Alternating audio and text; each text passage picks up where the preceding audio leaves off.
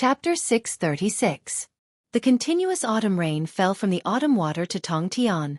It was like Li Tianlan's journey. Tongtian port was by the sea. It was the largest port city in Beihai province, and also one of the largest port cities in the north of Jianghu state. It was the most open city in the entire Beihai province. To some extent, it could be regarded as a cage set by Mount Dibbing for the entire dark world. Every day, at every moment, there would be cruises and freighters from all over the world docking. People from all over the world could be found everywhere. It wasn't a problem of being difficult to control. It was a problem of being completely uncontrollable. Because of this, Tongtian port became the best choice for the dark forces to infiltrate Beihai province. It could even be said that it was the only choice. Tongtian port was a microcosm of the dark world in Beihai province. No one knew how many dark forces, large and small, lurked here. They traded with all kinds of people, exchanged intelligence, and even with the Wang family of Beihai. The calm port city was surging almost every day. The Wang family of Beihai gathered all the chaos together and controlled the chaotic situation to the greatest extent. Over the years, the Wang family of Beihai had lost a lot because of Tongtian port, but they gained more. Here was the only window open to the dark world in Beihai province. The family that could control all the chaos in Tongtian port was naturally not an ordinary family. The Chen clan of Tongtian port was as steady as a rock and as immovable as a mountain. In the past 50 years, the Chen clan of Sky-Piercing Port had been one of the most powerful sword-bearing clans. In fact, they were the strongest of the 7 great sword-bearing clans, and from the looks of it, they didn't seem to be in a state of decline. Chen Guojing, the governor of Beihai province, was now the most dazzling figure of the southeast group. In a few years, it was almost certain that he would leave Beihai province to replace Wang Qinglei in Wuxia. Chen Guoyu, the patriarch of the Chen clan, controlled Tongtian port and was deeply trusted by Wang Tianzong. He was the most trusted right-hand man of Sword Emperor. Chen Guofeng, the third son of the Chen clan, codenamed Xianming, was stationed in Mount Dibbing and controlled all the intelligence systems of the entire Beihai province. He was almost the eyes and ears of the entire Beihai province. This was the Chen clan, deeply rooted and as solid as a rock. For Jianghu state, the Chen clan was the political giant of the entire Jianghu state. And for Beihai, the Chen clan was an important cornerstone of the entire Beihai. The first female prime minister since the founding of Jianghu state was from the Chen clan. For Li Tianlan, after the Tianguang Soul Lock platform, the Chen clan of the port of Tongtian was his second target to be conquered or destroyed. That was all. In the endless autumn rain, Li Tianlan walked into a restaurant with a map in his hand. The restaurant was located to the northwest of Port Skyspan, less than 20 li from Painted Rose Mountain. The Chen clan's headquarters was located there. Li Tianlan found a place to sit down, looked down at the map, and put it aside casually. Welcome. A middle-aged man stood in front of Li Tianlan, bowing slightly and smiling. His smile was neither warm nor respectful, but it was impeccable, with a hint of insistence. He didn't seem to be a waiter, but the owner of the restaurant. Li Tianlan glanced at him and said calmly, "Give me something to eat." The owner handed over a menu with a smile and said softly, "This is the best restaurant in Port Sky-Piercing. In recent years, His Majesty the Sword Emperor and Governor Chen have eaten here. What would you like? Everything is free today." "Free?" Li Tianlan raised his eyebrows and looked at him. His eyes were playful. "Free." The owner nodded calmly and kept his smile. "This is the hospitality of Port Skyspan. Before your highness dies, this table of wine and dishes is to send your highness on his way." Li Tianlan slowly put down the menu and looked at the owner without saying a word. The owner still had a smile on his face. His voice was extremely calm. "Wine for your highness, the best wine." "You know me," Li Tianlan said slowly. "Everything in Port Skyspan is under the watch of His Majesty the Sword Emperor and the Chen clan." The owner picked up the menu. "Your highness, if you can't choose, how about I give you one of the signature dishes of this restaurant?" Li Tianlan laughed. "Do you think I will die? On Painted Rose Mountain, under the all-world sword, is your end."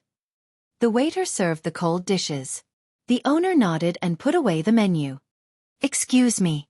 Li Tianlan looked at his back and said nothing. The cold dishes were put on the table. The waiter carefully brought over a bottle of 50-year-old Moutai with both hands, and then a bottle of red wine that Li Tianlan didn't know. Li Tianlan looked at it motionlessly. The autumn rain was still falling. The door of the restaurant was pushed open. A dirty white dress floated in. A little mud covered her face, covering her enchanting cold and charming face. She sat opposite Li Tianlan and looked straight at him. This chapter is not over. Please turn the page. She looked like a dirty stray cat. She reached out to Li Tianlan and said in a hoarse voice, "Give autumn water back to me." Li Tianlan glanced at her and said nothing. From autumn water to Port Skyspan, he walked all the way, and the seriously injured girl followed him. He was adjusting his state bit by bit, while the girl was getting weaker and weaker. But she always insisted on taking back the faith and glory that her family had insisted on for many years. They all say that the Chen clan is now the strongest among the sword-holding families. Is this statement correct? Li Tianlan suddenly asked. Give it back to me. Huang Fu Qiushui looked at Li Tianlan seriously and reached out with her dirty little hand. Answer my question. Li Tianlan knocked on the table. Huang Fu Qiushui grabbed it with her little hand, clenched and loosened it. She took a deep breath and said coldly, "The 7 sword-holding families have been up and down for hundreds of years, but in terms of comprehensive strength, the 2 families have never fallen out of the ranks of the top families. Not only in Beihai, but even in the whole world, they can be regarded as the top wealthy families. One is the Chen clan of Port Skyspan, and the other is the Tang family of Floating Island. You can't succeed. Even if you take away autumn water, you can't take away the faith of the 7 sword-holding families." She looked at Li Tianlan. Her charming and cold eyes were full of ice and snow. "There is a dead end in front of you, and you will die on the road. This is what everyone in Port Skyspan is looking forward to." The owner of the restaurant came over with a plate of lamb. He put the dish in front of Li Tianlan and looked into Li Tianlan's eyes. "Your Highness is making an enemy of Beihai province and tens of millions of people. We respect your choice, but the outcome is already doomed." He opened the Mao Tai on the table and poured himself a glass. "I propose a toast to your Highness. If your Highness has any requests, don't hesitate to ask me. I will try my best to meet them. I wish your Highness a safe journey." He drank the wine in one gulp and said flatly, "The wine and dishes are not poisonous. Your Highness can enjoy them without worry. You are qualified to be the enemy of Beihai province. In the face of a real enemy, Beihai still disdains to use such despicable means." He nodded, turned into the kitchen, and continued to serve. Li Tianlan silently picked up the wine glass and took a sip. "I appreciate such a Beihai." He held the glass and his voice was low. After a pause, he shook his head and said slowly, "No, I respect such a Beihai. Even if we are enemies, it still can't make people feel bad.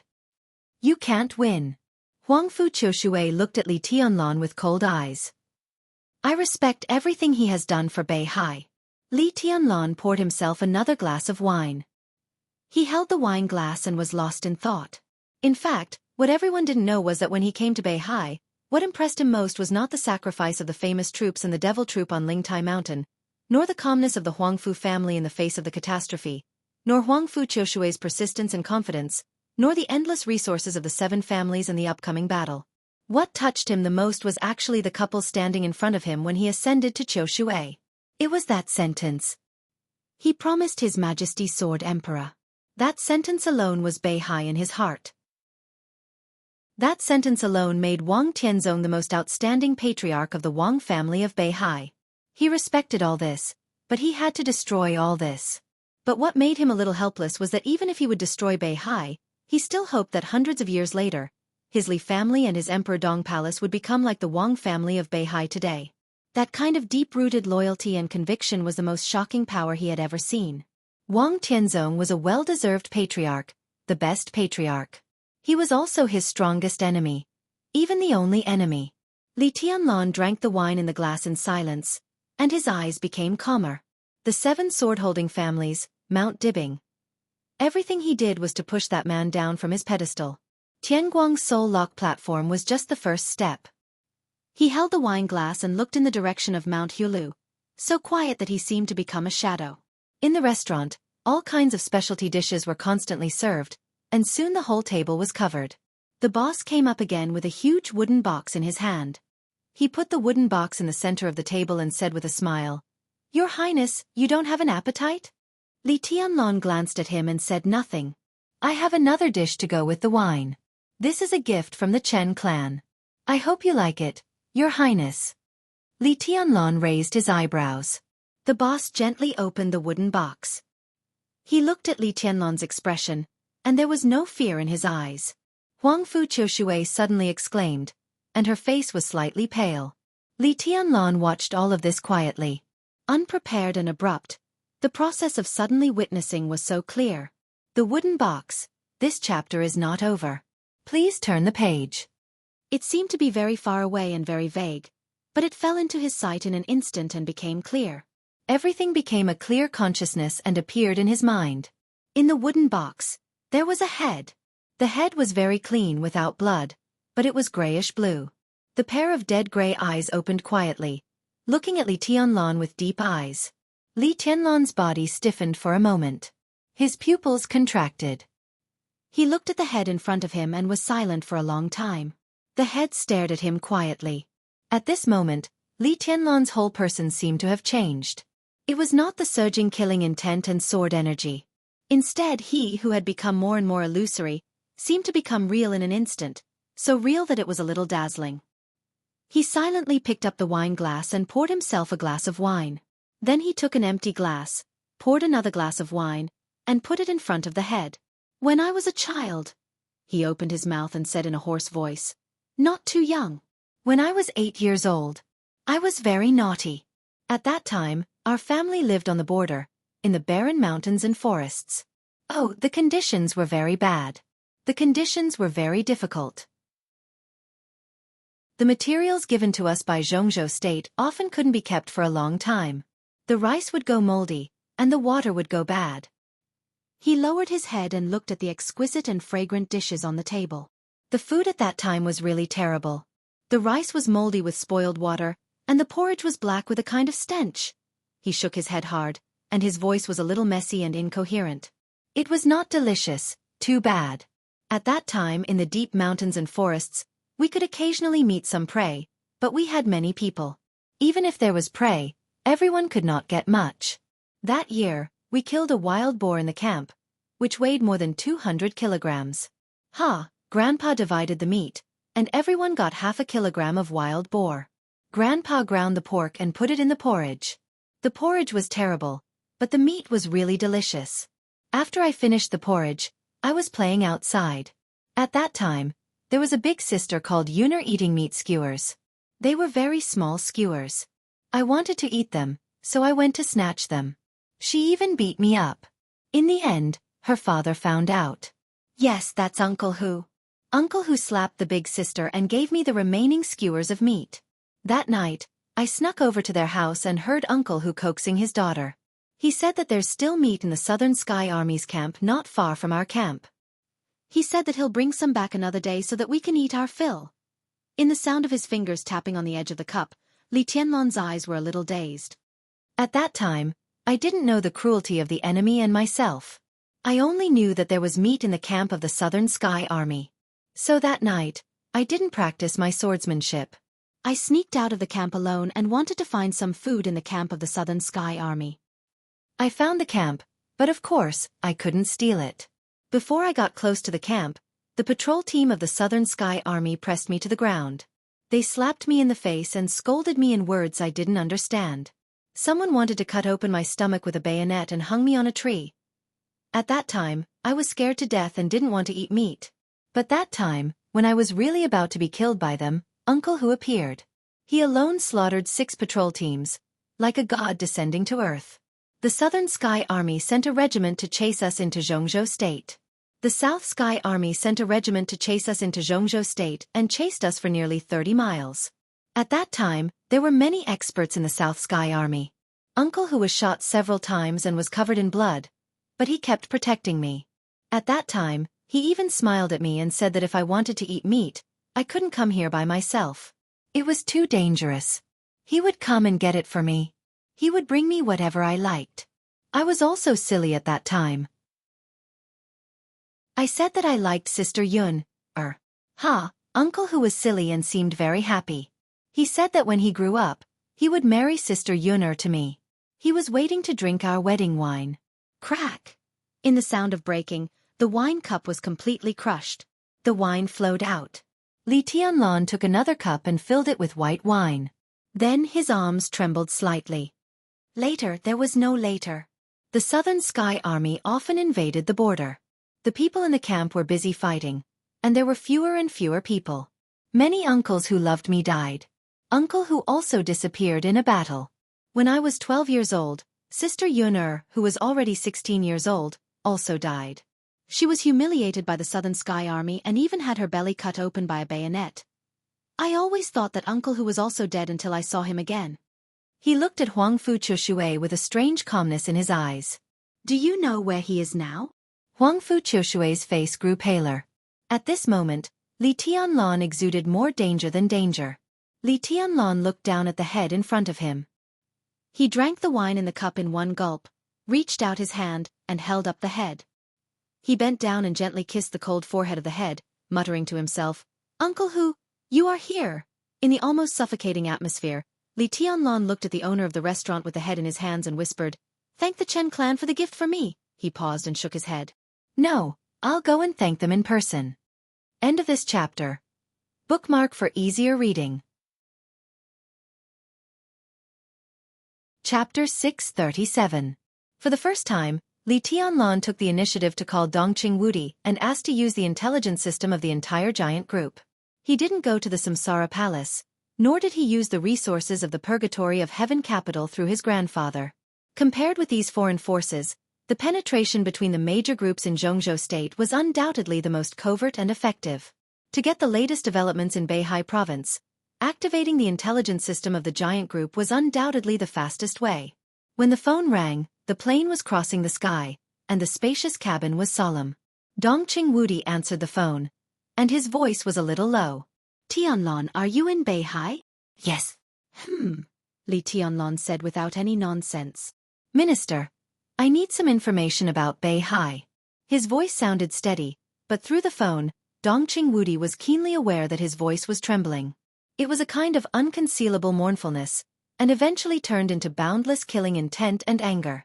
Dongqing Wudi was silent for a while and said calmly, What happened? Uncle who is dead. Li Tianlan's voice was soft as if he was murmuring to himself. Minister, Uncle whose head is in front of me now. He failed to marry his daughter to me. I owe him a glass of wine. He owes me a meal. Now, Uncle who is dead. He's really dead. Countless suppressed emotions that were close to madness seemed to be about to burst out in the most violent way. Dongqing Wudi subconsciously clenched the phone. He didn't know who Uncle Hu was, but he heard the unshakable determination and killing intent in Li Tianlan's voice. I'll have someone contact you. Dongqing Wudi said without hesitation. Li Tianlan said, and hung up the phone directly. The sun was about to set in Eastern Europe. The warm yellow light filled the sky, illuminating large patches of clouds. Dongqing Wudi took out his mobile phone and sent a text message. Looking out of the cabin window at the gorgeous clouds that seemed to be burning, he was silent for a long time. He actually had a lot to say to Li Tianlan. He went into Beihai alone. Tianguang Soul Lock Platform. After the Eternal Sword in Eastern Europe ended, Li Tianlan was subverting the world's impression of Beihai province in a crazy manner that no one could imagine. The army of famous generals was wiped out. Huang Fu Feiyu, the general of Jianghu state and the vice-commander of the Beihai Corps, was seriously injured and disabled. The Huang Fu family's legendary sword, Autumn Water, had changed owners. The Huang Fu family was forced to give up the persistence and glory of hundreds of years. No one knew what they were thinking, but in the eyes of other people in the dark world, the imperial family that had presided over Qiushui city for hundreds of years was on the verge of collapse. Qiushui looked like a sword, but it was a sword that had countless meanings. To a certain extent, it could be regarded as the most important foundation of the Huangfu family. Now that Autumn Water was in Li Tianlan's hands, his next stop was the sky-reaching Chen clan. Jianghu state had been strangely silent about it from beginning to end, but Dongqing Wudi had some worries in his heart. He had wanted to tell Li Tianlan to pay more attention to propriety, but Li Tianlan's calm but trembling words had fully explained his unchangeable determination. Dongqing Wudi tapped on his mobile phone in silence and suddenly said, "General, get ready to go back to Jianghu State tomorrow." "Tomorrow?" General Nan, the deputy commander of the Navy of Jianghu State, turned around in astonishment and hesitated. "But there are negotiations tomorrow." "Ignore him."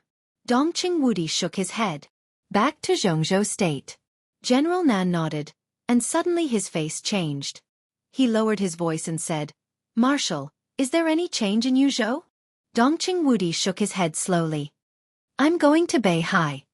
His voice was quiet and calm. "To inspect the Beihai Corps." In the silent restaurant, Li Tianlan carefully put the head back in the wooden box. He looked up at the owner of the restaurant and asked, "Painting Lu Shan?" The owner of the restaurant didn't speak, but looked at Li Tianlan quietly. It seemed that something unexpected was happening little by little, and it was unstoppable. Li Tianlan shook the empty bottle and said calmly, "Bring the wine." The owner of the restaurant waved his hand. The waiter brought up an unopened bottle of Maotai as fast as he could. Li Tianlan filled it up in silence, clinked the glass in front of the wooden box, and drank it up. The phone rang. Li Tianlan answered the phone. "Tianlan, something's wrong." The familiar voice sounded. It was the voice of Thunder God, the commander of the Blood Battalion of the Border Control Corps of Jianghu State. Li Tianlan froze for a moment and then understood who the person in charge of intelligence of the Dongqing clan was. He breathed a sigh of relief and said, "What's wrong?" After the chaos in Eastern Europe ended, the Wang family of Beihai has been cleaning up the intelligence personnel of other forces throughout Beihai. But the action was not big. Until a day ago, when you landed in Qiushui, many hidden elites of many forces seemed to be completely exposed at once. Samsara Palace, the Heroes Club, the Jiang family of South America. Even our people were affected, but... Thunder God's voice paused. But at present, the Purgatory of Heaven capital is the most affected. Almost all the elites of the Purgatory of Heaven capital hidden in Beihai have been exposed. Beihai province launched an action as soon as possible. From Qiushui to Shenzhou, it involved various cities. The elites of the Purgatory of Heaven capital lurking in Beihai suffered heavy losses. Only a few survivors succeeded in breaking out. Those elites who broke out all fled to the port of Tongtian? Li Tianlan asked. Thunder God gave a wry smile. "This is the best choice. The entire Beihai province has been blocked. The floating population of the port of Tongtian can't be controlled. The chance to leave Beihai in the port of Tongtian is the greatest. Of course, the Chen clan is immovable in the port of Tongtian. It's not easy to avoid the Chen clan." Li Tianlan looked at the wooden box with the human head in front of him and fell silent. The information that deity was Li Guangtu was no longer a secret. When he knew the news, Li Tianlan naturally understood where the elites of the Li family who had been missing and even feigned death for so many years had gone. The Purgatory of Heaven capital was the Li family. And Uncle Hu. He was a hidden pawn arranged by the Purgatory of Heaven capital in Beihai. He lurked in Beihai and successfully broke out of the encirclement as soon as he was discovered. He arrived at the port of Tongtian and finally fell into the hands of the Chen clan. The Chen clan's power was really fierce. Now that Uncle Hu was here, where were the other elites of the Purgatory of Heaven capital? Li Tianlan said, "I got it," and hung up the phone. A table of sumptuous dishes was placed in front of him. Li Tianlan looked at it for a while, slowly picked up the bowl and chopsticks, and began to eat. He moved very slowly, bit by bit, and ate seriously and carefully. Huangfu Qiushui looked at Li Tianlan quietly. She withdrew her dirty little hands, and her charming crystal eyes were full of fear. The fear was revealed little by little, with a pressure that almost suffocated her. She didn't know what she was afraid of. But now, Li Tianlan was too quiet, so quiet that it was almost desolate. It was a silence without any killing intent or vitality. Whether real or illusory, in this desolation, they all lost their meaning. "You don't mess around." Huangfu Qiushui looked at Li Tianlan, and her voice trembled slightly. "An eye for an eye," Li Tianlan said softly. "It's a matter of course." The rice was disappearing little by little. The dishes were also disappearing little by little. Li Tianlan slowly finished the whole table of food and picked up the box with the human head. The sword and tent flowed in his hands. The 13-story building rotated slightly around him, hiding the box in nothingness. Li Tianlan stood up and walked out of the restaurant. The restaurant owner, who had been watching Li Tianlan nervously, let out a long sigh. His face was pale, and he was covered in cold sweat. The door of the restaurant was closed. Then it was opened again. Huang Fu Qiushui followed him out. The restaurant owner picked up the phone, dialed a number, and said in a trembling voice, "He has set off." The wind and rain were howling. Li Tianlan stood on the street, looking in the direction of Mount Hulu, and was silent for a long time. In the increasingly cold rain, he suddenly turned around and glanced at Huang Fu Qiushui, who was looking at him nervously. "What do you think I should do with the Chen clan?" Huang Fu Qiushui's delicate body trembled, and she looked at Li Tianlan with more and more fear in her eyes. Li Tianlan waited for a while and turned his head silently. In the wind and rain, he slowly bent down and squatted down. In Huang Fu Qiushui's sight, Li Tianlan untied his shoelaces. He took off his shoes and socks and stood barefoot on the street that was dripping with rain. It was cold, flat, and heavy. Li Tianlan closed his eyes. The ground under his feet touched his skin, bringing him a steady stream of the most real power. Huang Fu Qiushui couldn't help but take a step back. At this moment, Li Tianlan seemed to have undergone an earth-shaking change in an instant. He stepped barefoot in the rain, but his figure was indomitable, like a giant. Mount Hulu, 2,000 meters above sea level, was not as high as the beer, but it was majestic and endless. The body of Mount Hulu revealed a kind of black that couldn't be concealed by the verdant mountain. Under the gloomy sky, the undulating mountains looked indescribably majestic and cold. Leaving the port of Tongtian and entering the suburbs, he walked along the path unimpeded. His bare feet stepped on the mountain path, through the neat and dense jungle, and a large number of buildings on the top of the mountain had been lit up. The beer was like a fairyland, and Mount Hulu was more like a war fortress. Li Tianlan stared at the top of the mountain in silence. Compared with the Huangfu family, which had been quiet in recent years, the Chen clan had been active in Beihai, Jianghu State, and the entire Dark World. This was the top of Beihai province. A super wealthy family. In hundreds of years, the first female minister of Jianghu State, 2 presidents of Jianghu State, 4 first deputy ministers of the army headquarters, and nearly 20 members of parliament had emerged.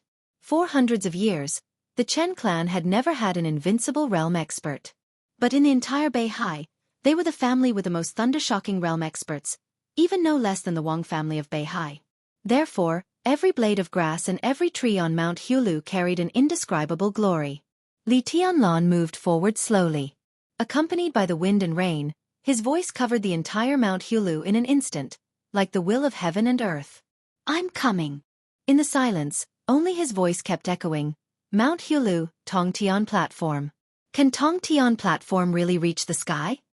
In the early autumn, a cold wind swept through the mountain forest, with killing intent and indifference. Endless killing intent slowly spread from the top of the mountain, biting cold like a tide. The sky slowly darkened. At night in Beihai, 2 figures appeared on the tall and neat canopies on both sides of the mountain road. Tiny lightning flashed on the 2 of them. More and more people appeared on the mountain road. Compared with the hundreds of famous generals of the royal family, Mount Hulu was a complete dragnet. There were figures everywhere. Countless people appeared in every corner of the mountain, front and back, left and right, and in all directions. Li Tianlan watched all of this quietly. His expression was calm, but his eyes were extremely bright. The lightning on the canopies became brighter and brighter. The gradually spreading lightning filled the entire mountain road. Hundreds of meters, thousands of meters, everywhere was dark blue. A voice sounded from afar, full, steady, indifferent, and calm. "Your Highness, please go up the mountain to die. Your Highness, please go up the mountain. Your Highness, please go up the mountain. Go up the mountain. Go up the mountain to die. Go up the mountain to die. Go to die." Countless echoes kept echoing in the entire Mount Hulu like a tide. The whole Mount Hulu seemed to glow in an instant. Faint blue appeared in every corner of the mountain. Light and shadow filled the air. There were dormant sparks and flashing thunderbolts. The Chen clan's heaven-reaching formation. This was the largest sword formation known in the entire Beihai, and even the entire Dark World. The Chen clan had been invincible for hundreds of years. The sky-reaching formation was the foundation of their immovable mountain. It was said that the real sky-reaching formation required the cooperation of thousands of people at the same time, with a chi-controlling realm as the threshold, advancing step by step from the ice-condensing realm to the fire-flaming realm to the thunder-shocking realm. Finally, with the famous sword of the Chen clan as the core, the sword light of thousands of people was completely invincible and invincible. The sky-reaching formation was famous in the dark world. That was because the sky-reaching port was the window opened by Beihai province to the whole dark world. But almost no one had seen the sky-reaching formation. The sky-reaching formation didn't go out of Mount Hulu. Even if it appeared in the outside world, it couldn't be the ultimate sky-reaching formation of 1,000 people. It could only be a sword formation that was countless times simplified. Now Li Tianlan went up to Mount Hulu as an enemy. Except here, there was no complete sky-reaching sword formation in the whole dark world. Invite me to die? Li Tianlan laughed. Do you think you deserve it? The Chen clan protects the world. On the sky-reaching platform, there is the power of heaven. Your Highness, do you dare to go forward? The old voice continued to reverberate in the mountains. Li Tianlan didn't speak. He didn't hesitate, and he didn't retreat. He stepped barefoot in the rain, facing the overwhelming sword light in front of him, and strode forward. The sword energy of 1,000 people kept colliding and surging. Dense electric arcs flew directly toward Li Tianlan with blazing sparks. Li Tianlan's figure became more and more real in the flashing electric arcs. The space around him was completely distorted, becoming illusory and almost nothingness. Countless bolts of lightning and flames rushed into the empty space. There was no flash, no explosion. In the silence, that space devoured all the power without batting an eyelid. In an instant, at least 10 elites of the Chen clan were pulled out from the dark corner by an invisible force. The sword energy all over their bodies seemed to be completely exhausted in an instant. They fell to the ground, without any vitality. Li Tianlan's pace was getting faster and faster. The empty space was spinning wildly around him, and the almost violent sword intent poured into the space with countless exclamations. As his figure passed by, the nearby elites of the Chen clan were frozen in place without any suspense, without any vitality. Because people kept leaving the sky-reaching formation, the electric arcs covering the whole mountain dimmed. Humph! In the old snort, the old man's cold voice suddenly sounded. Your Highness, do you really think that you can sweep the whole North Sea with a sword formation?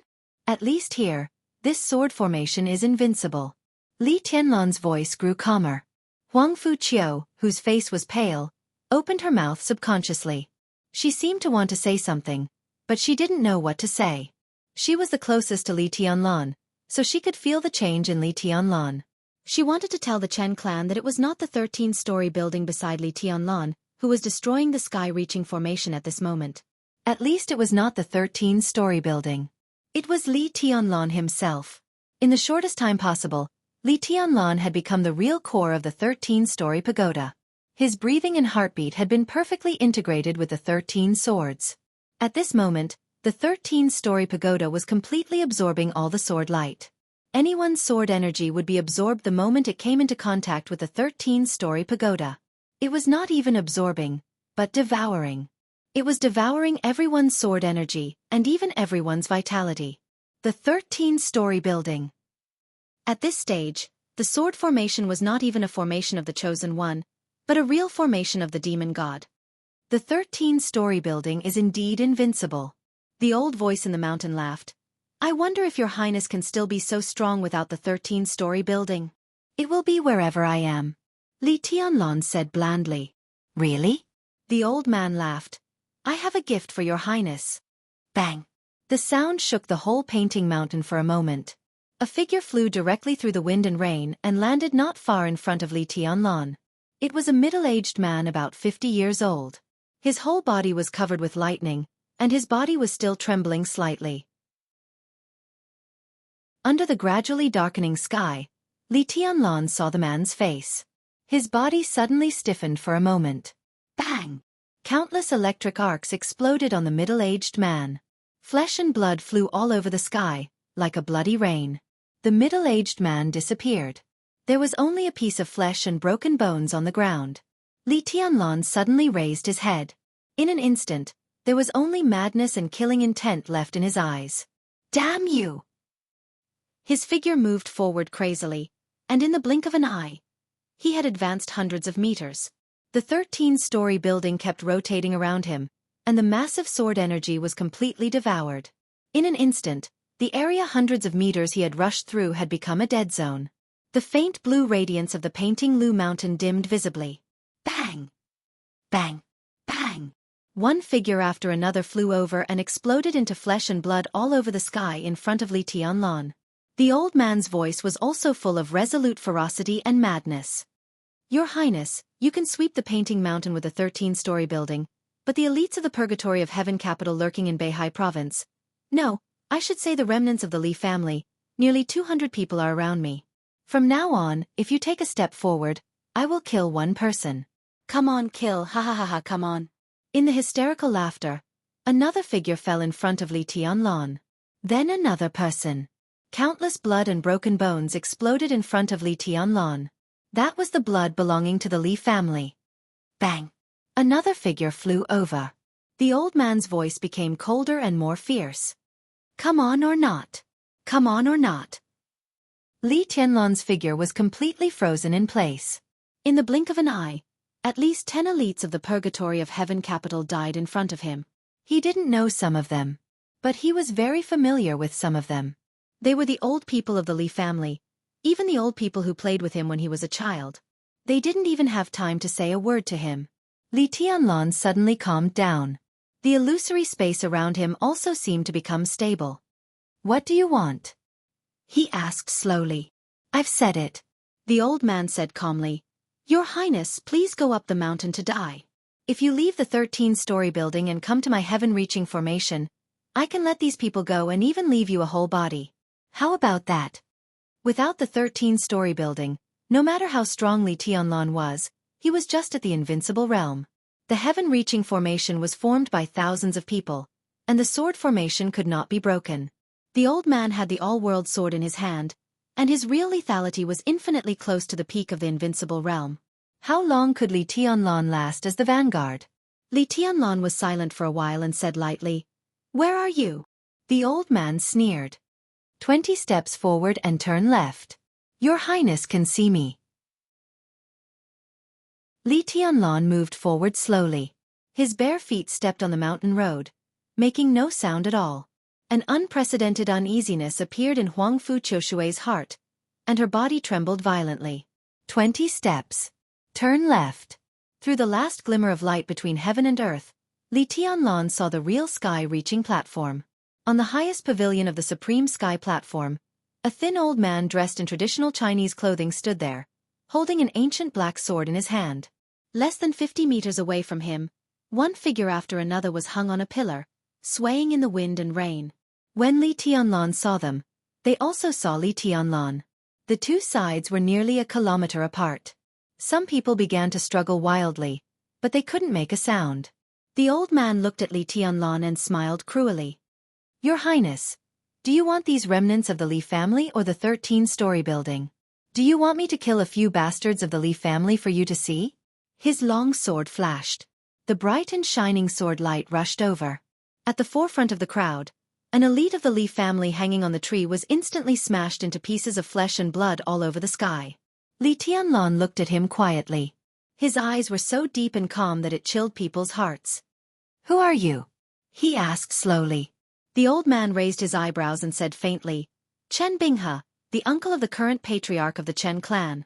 The sword-bearer of this generation of the Chen clan. He raised the ancient sword in his hand. The black everlasting world looked incomparably cold in the dim sky. Throw away the 13-story building and come up to die. The old man said calmly, or I'll kill all of you with one sword. Why should I believe that you will let them go? Li Tianlan asked. The old man sneered and said gloomily, You can only believe me. You have no choice. Li Tianlan suddenly laughed. His smile was bright, but with an extremely twisted cruelty and viciousness. A faint uneasiness kept brewing, and finally turned into black clouds, with a shadow of death, covering the whole painting mountain. No. He shook his head. I have other choices. Chen Binghe frowned and said coldly, Don't play tricks. Li Tianlan ignored him. He reached into the space of the 13-story building and carefully took out a wooden box. The wooden box was opened. The person's head peeked out from inside. His eyes were filled with indignation and indignation. Li Tianlan handed the wooden box to Huangfu Qiushui behind him and ordered, "Take it." Huangfu Qiushui subconsciously took it. Her body was trembling, and so were her arms. Li Tianlan looked at the human head in the box and the blood around it. He chuckled and whispered, "Uncle Hu, I'll open this mountain for you." Li Tianlan.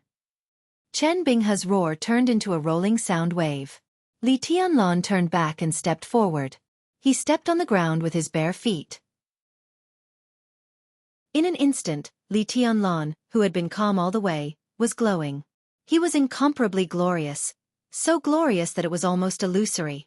Meanwhile, the 13 floors appeared before everyone's eyes in an incomparably real manner. This time, the 13-story building was missing a sword. But the 12 exquisite and beautiful little swords were still shining with soaring killing intent. Li Tianlan's body tightened, and endless sword energy poured into the 13-story building. He stretched out his hand and flicked it. His voice was calm. Aquamarine. In the 13-story building sword formation, the dark green little sword suddenly flew out of the sword formation and rushed into the sky. Li Tianlan flicked his fingers for the second time. Graceful. The dazzling light rushed out of the sword formation, like a meteor. The third flicked his fingers. Shadow. The sword light, which was as dark as a shadow, shot out. Tianya. Twilight. Silver moon. Void. Adjudication. Divine weapon. Dong Huang. Heartbreak. One by one, the exquisite little swords flew out and hid in the void. There was only one black little sword left in front of Li Tianlan. The pure black little sword was exquisite and majestic, with unparalleled pride. The little sword slowly enlarged in Li Tianlan's hand. Li Tianlan looked at the sword and said its name. Shenyuan. Silver moon skylight. Graceful aquamarine. Tianya's gaze. Void adjudication. Phantom divine weapon. Dong Huang heartbreak. Shenyuan. 13-story building. 13 swords. Every piece of Shenyuan's sword was a real famous sword that could be handed down from generation to generation. Tianguang Soul Lock platform. At this moment, 12 swords appeared on Mount Painting at the same time. Li Tianlan held the black Shenyuan, took a step forward, and said calmly, "Open." Night fell. The next second, the whole Mount Painting, the whole world was shining. Boundless radiance blossomed in every corner of the world in the most splendid manner, enveloping the entire painted building mountain in a myriad of colors. The soaring killing intent danced wildly between the heavens and the earth unscrupulously. Light. The most dazzling light was everywhere. One after another, the famous swords with perfect shapes appeared in all directions in the air. But this time, they were not exquisite, but extremely huge. The 11 swords spun slowly in the air, each with a different color.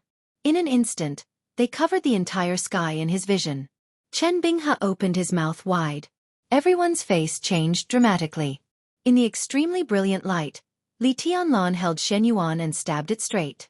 The 11 swords shrank dramatically in an instant. The sky reappeared. The darkness was completely illuminated by the colorful light, and the continuous heavy rain turned into an unprecedented frenzied rain of swords. The rain of swords hit Mount Painting, falling in every corner. There were hundreds of people in the heaven-reaching formation. The rain of swords was thousands of drops. The rain of swords kept raging, and a large amount of blood instantly dyed the whole Mount Painting red. The blade of Shenyuan's sword stabbed out. Countless lights and shadows were constantly changing. One after another, Li Tianlan appeared in the sky. Some held the silver moon, some held the shadow, some held the horizon, and some held the twilight. 12 swords. 12 people. Forward. Forward at the same time. The blade of Shenyuan's sword moved forward. The other 11 swords, 11 Li Tianlan, and 11 sword qis were completely synchronized. Forward. Straight stab. Countless sword lights flew out of his hands. All the sounds disappeared completely in an instant. Only the light was spreading crazily. It was a splendid but silent world, real and illusory at the same time. Day and night alternated between real and illusory for a moment. Li Tianlan's figure disappeared. All the figures transformed by sword chis also disappeared. Only the sword lights crossed and converged in the air like lightning. An incomparably huge black sword appeared in the sky that was filled with dazzling light. The sun, moon, stars, mountains, lakes, and seas on the blade were shining at the same time. The huge black sword had an obvious gap, but it was full of domineeringness that could sweep the world. That was Shen Yuan Feng. It was like a shadow, but also like a real body. The huge black sword that occupied the whole sky fell on the top of the Mount Painting building in an instant, like a divine tribulation that could destroy the world. There was a loud roar. The whole Tongtian port was shaking. The earth was shaking, and the sea in the distance was surging. The sky was falling and the earth was cracking. The huge sword fell down. Mount Painting building shook wildly. The huge sword blade pierced into the towering and heavy mountain. The most thorough destruction broke out in an instant. The mountain was constantly collapsing and cracking, and boulders tens of hundreds of meters high burst into the sky. A large area of luxurious buildings on the terrace of heaven was instantly turned into powder. Everything was destroyed. The majestic terrace of heaven was razed to the ground in an instant. In the loud sound like the end of the world, Shen Yuan Feng's black sword body directly cut into Mount Painting building. The huge crack on the ground extended for thousands of meters. The scene of disaster appeared in front of everyone in the shortest time. The sword of domination. It was like the wrath of heaven. One sword split the mountain. The whole Mount Painting building was directly divided into two halves under one sword. The terrace of heaven standing on the top of the mountain completely became the Li family. The crazy smoke and dust continued to rise and spread in the wilderness. The world was completely silent. Mount Painting building was divided into two. The screams in every corner of the mountain also disappeared. The smoke and dust spread to every corner of the mountain in a trance. On the still calm and even the only complete mountain road, Huangfu Qiushui held the box tightly with both hands. In the box, Uncle whose faint eyes had closed. Huangfu Qiushui fell softly on the mountain road. There was an extremely complicated look in her charming eyes, which was helpless resentment, but also almost fanatical admiration.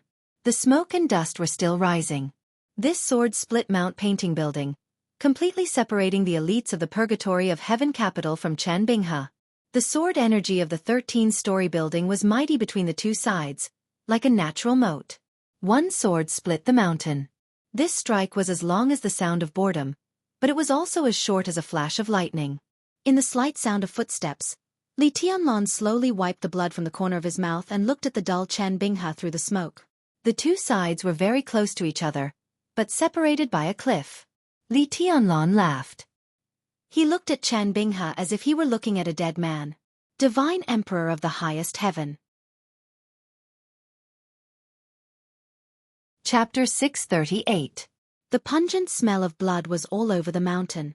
The billowing smoke and the sword light that illuminated the whole city slowly fell. The sky-reaching platform was filled with ruins and broken walls. The buildings that once covered the entire top of the mountain had completely collapsed. The Painting mountain was divided into two. The mighty heaven-reaching platform almost instantly became a ruin. That unparalleled sword strike had almost completely split open the entire painted building mountain. A cliff that was nearly 1,000 meters deep was cleaved out of the heavy mountain. The cuts on both sides of the cliff were as smooth as a mirror. Even though the sword light had disappeared, the mirror-like sides of the cliff were still suffused with an incomparably cold chill and sword chi. Li Tianlan looked away from Chanbinghe and looked at the ruins of the heaven-reaching platform. Collapsed buildings, broken gardens, muddy water, and twisted trees. One sword split the mountain. That could almost be said to be the sword of God. The sword light that illuminated the night swept everything with pure destruction. Nothing could remain intact under this sword. The heaven-reaching platform was completely destroyed. But not many people died on the heaven-reaching platform. As he left Autumn Water, the Chen clan was fully prepared for everything today. All the elites of the Purgatory of Heaven capital gathered at the heaven-reaching port were captured and sent to the Painting mountain. Almost all the experts of the Chen clan gathered and formed the heaven-reaching formation. Chen Binghe faced the enemy with the world sword. Some women and children of the Chen clan had been transferred in advance. So there was little blood and few dead people in the ruins of the heaven-reaching platform. But the Chen clan was finished. With the hundreds of elites of the Purgatory of Heaven capital as the bargaining chip and the heaven-reaching formation, the Chen clan had a great chance of winning this battle. So it could be said that the entire Chen clan fought against Li Tianlan with all their strength. No one could have thought that Li Tianlan and 13-story building could split the mountain with one sword. That sword, with a violent sword rain, smashed most of the formation of the heaven-reaching formation and split the painting mountain. Countless experts of the Chen clan were killed and injured. The women and children of the Chen clan might still be able to survive. But the entire Chen clan after this battle was like a beast that had lost its claws and teeth, without any deterrence. In the world, it was often easy and difficult to go up and down. Hundreds of years of foundation, countless glories and glories, everything completely collapsed in a single sword strike. The bloody cruelty covered the heads of every member of the Chen clan. This was the price of failure. On this day, perhaps there were still many people on Painting Lu Mountain. But in Li Tianlan's mind, there was no one alive on this mountain. Li Tianlan finally withdrew his gaze. His gaze landed on Chen Binghe. It was indifferent and cold without any pity. Chen clan. His voice floated in the two halves of the painted building hill, like the wind and the waves. Unworthy to wield a sword. Unworthy to wield the sword of North Sea. He didn't deserve to hold the sword of the Li family. Like the coldest sentence, this sentence directly determined the fate of the entire Chen clan. Li Tianlan. You bastard! In the long silence, Chen Binghe finally digested everything in front of him. The Painting Lu Mountain had been split into two, and the sky-piercing platform had been reduced to ruins. More than half of the experts that the Chen clan had painstakingly nurtured for many years and accumulated over several generations had perished. Chen Binghe's entire body began to tremble. The pitch-black myriad worlds vibrated in his hand, and a violent killing intent surged out of it along with surging sword light. Little bastard! Damn you! Li Tianlan loosened his palm. Shen Yuanfeng's huge blade disintegrated once again, turning into small exquisite swords floating in the air. The whole sword formation moved slowly in the air, covering half of Painting Lu Mountain. The subtle sword light shuttled slightly, cutting the ropes behind Li Tianlan one after another. Nearly 200 elites of the Purgatory of Heaven capital, who had been tortured until they were extremely weak, fell to the ground one by one. The sword formation froze in the air, completely protecting these elites. Chen Binghe suddenly burst into laughter. His laughter was miserable and resentful. He stared at the sword formation behind Li Tianlan. The sword formation composed of 12 famous swords was still exquisite, but compared to the beginning, it had become extremely dim. What this meant was self-evident. Without this sword formation, this chapter is not over. Please turn the page. Formation. What are you? Li Tianlan, what are you now? Li Tianlan remained calm and collected. The 13-story building split the mountain with one sword. In terms of power, the earth-shattering sword strike just now was infinitely close to the peak of the half-step invincible realm. Of course, Li Tianlan couldn't use that sword strike, but his sword intent was perfect, and the sword formation of the 13-story building was also natural. The moment the two combined, the sword strike was pushed to the extreme. But the core reason was actually energy. The energy absorbed by the 13-story building from the Devil Troop was completely used in this sword, causing a scene that was almost earth-shattering. Now the 13-story building returned to the state of nirvana and could only defend passively. But Li Tianlan without the 13-story building was still Li Tianlan. He flicked his palm gently in the void. The extremely clear sound of the sword resounded through Painting Lu Mountain on both sides. A clear light bloomed in Li Tianlan's hand. It was not any sword of the 13-story building. This sword light was extremely cold and sharp. It was so arrogant that it did not belong to the mortal world. Autumn Water Sword. Chen Binghe's expression became more and more ferocious. Li Tianlan thought of the elites of the Li family who died on the mountain road. He knew them, and he didn't. His voice grew calmer and calmer. Without the sky-reaching formation, what are you? Chen Binghe laughed wildly. Who said I don't have the sky-reaching formation? Who said that? The pitch-black myriad world sword suddenly rose up with a violent sword light. In an instant, in different directions of Painting Lu Mountain, in the soaring smell of blood, bolts of lightning spread to the top of the mountain. Lightning and thunder from different directions quickly approached the top of the mountain. There was a touch of mockery in Li Tianlan's eyes. This was indeed the sky-reaching sword formation. All the power was gathered in one place. But could such a sky-reaching formation reach the sky? The clear light flashed on the top of the mountain for a moment, and Li Tianlan took a step out. His figure leaped over the sky, crossed the cliff that was like a natural moat, and appeared directly in front of Chen Binghe. The Eternal World Sword chopped down with endless thunder. Densely packed arcs of electricity spread out in a frenzy. The lightning kept moving forward from all corners. Those were the thunder-shocking realm experts of the Chen clan who had not died. Everyone charged at full speed. Everyone's power turned into lightning, and in an instant, they combined with the Eternal World Sword. There was only one Eternal World Sword. But the moment the sword light chopped down, the thunder filled the whole sky. The autumn water sword in Li Tianlan's hand vibrated. The dazzling lightning seemed to tear the whole sky and smash toward Li Tianlan. This was Chen Binghe's sword move. This was the sword move of all the remaining thunder-shocking realm experts of the Chen clan. This was the last sky-reaching formation. Li Tianlan's figure suddenly spun. There was no 13 floors. Li Tianlan was still Li Tianlan. The heavenly sun was still the heavenly sun.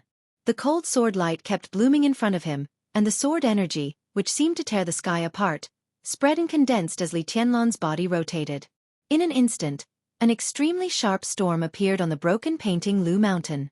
The storm kept spinning with Li Tianlan's rotation and turned into a tornado that filled everything. The tornado tore the space, and all the air around it was distorted in a state visible to the naked eye. Li Tianlan's figure was getting faster and faster, and the sword light was getting sharper and sharper, as if endless sword energy was flying constantly. The dazzling clear light grew bigger and bigger with unimaginable strength, and finally turned into a whirlpool of sword energy of nearly 100 meters. It was natural and flawless. The Eternal World Sword fell. The storm brought by the autumn water spun and directly hit the thunderbolts that were as dense as the sky. Boom! In the huge roar, more than a dozen thunder-shocking realm experts and Chen Binghe broke out with all their strength, and the thunderbolts that were as solid as substance shook violently in an instant. The rotating storm tore the thunderbolts that were like the sky without any stagnation. The sword light kept spinning. It looked extremely calm, but it was extremely crazy. Pieces of thunderbolts kept breaking and flying, exploding in every corner of the painting Lu Mountain. The arc of light spread and scattered everywhere. This chapter is not over. Please turn the page. Only the clear light kept spinning in the blue sky, splitting the endless thunderbolts, cutting everything, and moving forward bravely. No power could interrupt the storm-like sword move. This was not the 13 floors. This was Li Tianlan's own kendo. The sky-splitting move. The earth-splitting sword energy kept flying with the most stunning clear light. The autumn water tore the thunderbolts that were like the sky. Several thunder-shocking realm experts who had rushed to Chen Binghe's side were torn apart in an instant. The sword light didn't stop. The shining arc of the autumn water sword hit the blade of the Eternal World Sword in an instant. It was straightforward, decisive, and fierce. There was no stalemate or suspense at all. The 10,000 worlds that represented the Chen clan's hundreds of years of glory and faith shattered in an instant.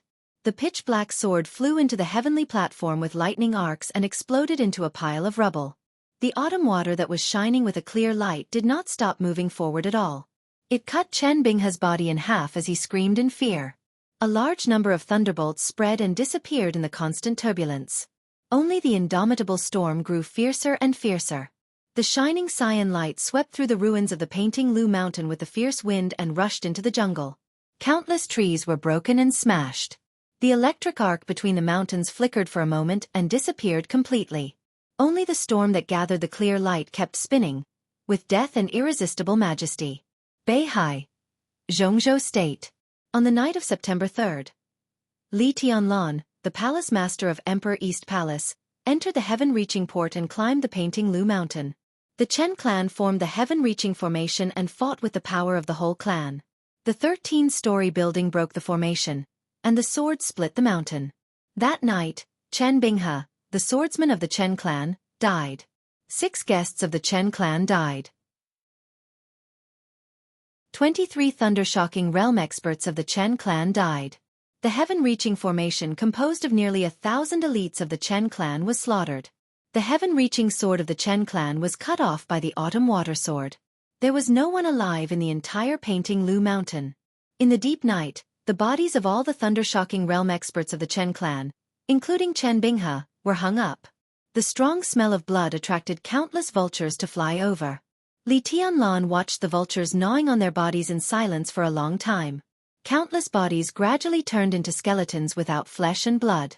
Li Tianlan flicked his fingers and ignited the fire. The fire spread from the Painting Lu Mountain, devouring the bodies, the ruins of the heaven-reaching platform, and everything. Li Tianlan was silent for a long time. In the strong fire, he felt lonely for the first time. The fire was spreading. Li Tianlan slowly turned around. Nearly 200 elites belonging to the Li family and the Purgatory of Heaven capital looked at him, and their eyes were full of fanaticism. Someone knelt down first. Everyone knelt down one by one, densely and neatly. "Greetings, young master." It didn't matter what their identities were. The Purgatory of Heaven capital was good. The Li family was good. From now on, they all belonged to Emperor Dong's palace. Li Tianlan raised his hand. A bright light flew out of his hand and fell on the ruins of the heaven-reaching platform surrounded by fire. The light kept twisting and extending, and finally turned into a sharp and cold long sword. 13 floors. Divine weapon. Li Tianlan looked at the crowd kneeling in front of him and said calmly, "Get up, let's go to Mount Dibing." He went down the mountain first. Nearly 200 elites of the Purgatory of Heaven capital followed behind him in a mighty manner. Huang Fu Qiushui, who struggled to stand up from the mountain road, followed the crowd. She looked at Li Tianlan in the front with a blank look in her eyes. At this moment, she seemed to suddenly not know what she was doing. The autumn water sword was still in Li Tianlan's hand. At this moment, everything in her sight seemed to be witnessing history. Witnessing the arrival of a real new era. Late at night on September 3rd, the fire filled the Painting Lu Mountain. In the blood and bones, the heaven-reaching platform of the Painting Lu Mountain was set on fire. Only the famous divine weapon belonging to Dong Huang remained there, cutting off everything on the heaven-reaching platform. End of this chapter. Bookmark for easy reading. Chapter 639. Time passed from late at night to early morning. The autumn rain turned into a rainstorm, sweeping the entire Beihai with a cool atmosphere. Beihai province was in the north. Strictly speaking, it was also a province without spring and autumn. After the cool summer passed and the rainstorm passed, the cold winter would come quietly. Just like Li Tianlan's journey, from Qiushui to Xianghu, through the wilderness and the sea, the cold temperature went all the way north. The snow would fall in the cold temperature. The entire Beihai province was covered with snowflakes, beautiful and holy. The rainstorm was accompanied by thunder, and the world was in chaos. The sky above Tongtian port was gloomy and black. The world seemed to be unchanged. Rain was everywhere, day and night, and there was almost no light. Li Tianlan never left Tongtian port. Nearly 200 elites from the Purgatory of Heaven capital followed him out of Mount Hulu. As soon as they returned to the downtown area of Tongtian port, Li Tianlan directly booked the best hotel in Tongtian port.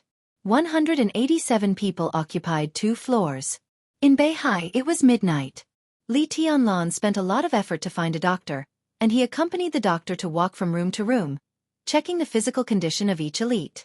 Chen clan took advantage of the absolute control of Tongtian port to capture nearly 200 elites from the Purgatory of Heaven capital in the shortest time. This move was indeed ruthless, but the main purpose of doing so was to deal with Li Tianlan. All-World Sword, Chen Binghe, and Tongtian Formation. Chen Zhu used a head to directly infuriate Li Tianlan, and these nearly 200 heads that could be chopped off at any time were important chips to suppress Li Tianlan. Because of this, although these elites were inevitably tortured when they fell into Chen Zhu's hands, not many of them were really tortured. Most of them only had some seemingly serious external injuries, as well as a sense of weakness and powerlessness brought about by hunger and cold. After a few days of rest, they would basically be able to move freely. Several seriously injured elites were sent on a plane to leave Beihai that night. Li Tianlan walked from room to room. It was already the morning of September 4th when he sent the doctor away.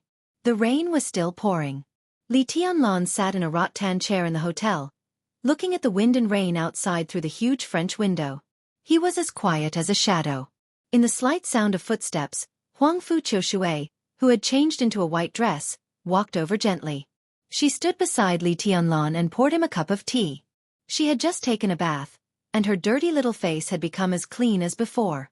Her entire body was tender and delicate, and from head to toe, she seemed to be emitting a kind of lustrous and gentle radiance. There was no light in the room. She stood in the gloomy morning light like a white lotus, stunning the wind and rain outside the window. The tea in the small teapot rippled gently. Huang Fu Qiushui put the teapot on the crystal table and did not speak. "How did you get in?" Li Tianlan glanced at her and frowned.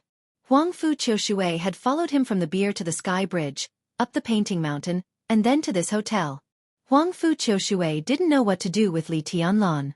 Li Tianlan also didn't know why he let the girl follow him for so long. He looked up at the pretty face in the dim light.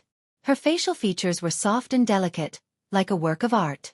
In terms of appearance alone, she was not necessarily more beautiful than Dongqing Rushi and Wang Yuetong. But that touch of natural coldness was enough to turn into a fire in the eyes of men. It was a kind of charm without any deliberate intention. It was cold and clear, charming and clean, plain and light, but with a kind of unforgettable elegance. Martial god Huang Fu. Huang Fu Qiushui. Li Tianlan thought of these two names in silence. Huang Fu Qiushui was slightly stunned and whispered, "I've been here all the time." She naturally followed Li Tianlan into the suite, took a bath here, and slept in the bedroom. Li Tianlan was busy taking care of the wounded of the Purgatory of Heaven Capital, so he didn't notice. Perhaps the elites of the Purgatory of Heaven Capital noticed, but they didn't say much.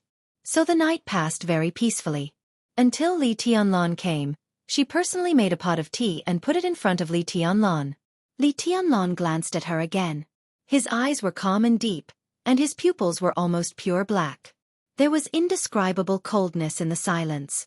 Huang Fu Qiushui's delicate body trembled slightly.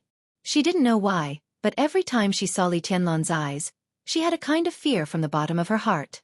Her courage to fight with Li Tianlan at the same realm on the spiritual mountain seemed to have long disappeared. Li Tianlan suddenly lost some interest. He picked up the teacup and took a sip of tea, then said calmly, "You can go." Huang Fu Qiushui was stunned.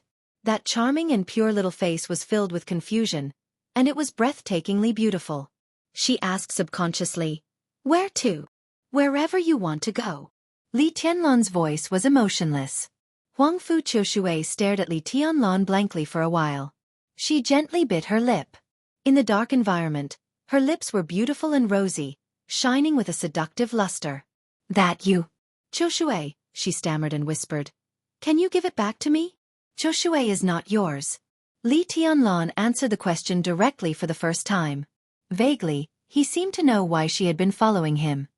"That is my trophy. You have the right to take it back, provided that you defeat me." He looked at the pair of soft and charming eyes shining with countless emotions, and his tone was low like the temptation of a demon. Or, Tianguang is on the spiritual platform.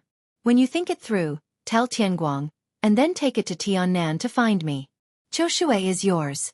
And the Huangfu family is mine. Huang Fu Qiushui's body shook, and she shook her head. Her face was pale. "Impossible." Li Tianlan said no more. He picked up the teacup and said, "You can go." "I won't." Huang Fu Qiushui looked at Li Tianlan with wide eyes, and her voice was stubborn. "If you don't go, you will regret it." "I won't go, I won't go. Come and kill me." Huang Fu Qiushui said fiercely. Li Tianlan didn't speak. In the still gloomy but gradually brightening dawn, he looked at the wind and rain outside the window. His movements were stiff, and his eyes became a little dazed. "I won't. Let go of me, you bitch." "I won't let go, Li Tianlan, you bastard." "Bitch, let go." "I won't. Let go of me." "I won't let go, I won't let go, come and kill me." His thoughts went back to Eastern Europe before the end. At this time, he suddenly remembered that when he first saw the master of Samsara Palace in Eastern Europe, in the hotel room, she seemed to be like him now, facing the window, guarding the tea, and watching the wind and rain outside the window. But what was she thinking at that moment? Li Tianlan held the teacup and sighed softly. He stretched out his hand and pointed to the bedroom door. Huang Fu Qiushui stood there very disobediently. Instead of going back to the bedroom, she pulled out a chair and sat opposite Li Tianlan. She opened her eyes wide and stared at him. She was like a kitten who had suffered all kinds of grievances but still refused to give up and still insisted. Grievances couldn't be said in the world. It didn't make sense. Li Tianlan's eyes did not waver at all. She was a beauty, a stunning beauty in the world, and also an enemy. There was a slight knock on the door. Li Tianlan answered with a hum. Huang Fu Qiushui was about to get up and open the door, but the door had been pushed open. A middle-aged man with grey temples and an ordinary appearance walked into the room with a pot of wine. The middle-aged man was completely the kind of person who could be forgotten at a glance. He was so ordinary that there was nothing special or outstanding about him. He looked a little old and his breath was extremely weak, but he was unusually hearty and enthusiastic when he smiled. "Young master," he called softly. Li Tianlan, who didn't know what to think, looked back, got up at once and walked over. "Uncle Yi, you should rest more now." The middle-aged man's code name was Tian Yi, which was also his real name. Among the nearly 200 elites of the Purgatory of Heaven capital, he was one of the people Li Tianlan was most familiar with. In Li Tianlan's memory, Tian Yi disappeared from the Li family's camp less than 6 years ago. At present, his tombstone was still in the Li family's cemetery in Lonely Mountain, so Li Tianlan recognized him at first sight. "It's okay." Tian Yi smiled, put the wine pot on the table, and sat down. He glanced at Huang Fu Qiushui in surprise, but didn't say much. He just said softly, "I'm here to discuss something with you, young master." "Go ahead." Li Tianlan smiled and looked at the wine pot. "Uncle Yi, I haven't recovered from my injury. Let's drink tea today." Huang Fu Qiushui stood up, took an empty cup, and was about to pour tea. Tian Yi waved his hand and said with a smile, "No, I'm happy today, so I want a drink." He took the cup from Huang Fu Qiushui's drawer and poured himself a full cup. Li Tianlan's mouth moved, but he didn't say anything. "How is His Highness's injury?" Tian Yi took a sip of wine, was silent for a moment, and suddenly asked. Li Tianlan was stunned for a moment before he understood who Tian Yi was talking about. He frowned slightly and shook his head. "He is still in a coma. His injury is very serious, and his foundation is completely destroyed. But the immortality seal is a unique skill that can reshape the foundation. But at present, even if he can recover, it will take a long time to recuperate, and," he paused and said calmly, "how can there be a unique skill that can really reshape the foundation? The immortality seal is also flawed. Even if it can be recovered, it will be difficult for him to return to the peak state when he was in Eastern Europe." Tian Yi held the wine cup, and his eyes were a little complicated. During the trip to Eastern Europe, the Purgatory of Heaven capital had suffered heavy losses. Li Guangtu was seriously injured and in a coma. The Purgatory of Heaven capital had been in chaos to varying degrees. This was just an internal problem. In East Island, Jifeng Sword Raining School and Wuji Palace were also eyeing covetously.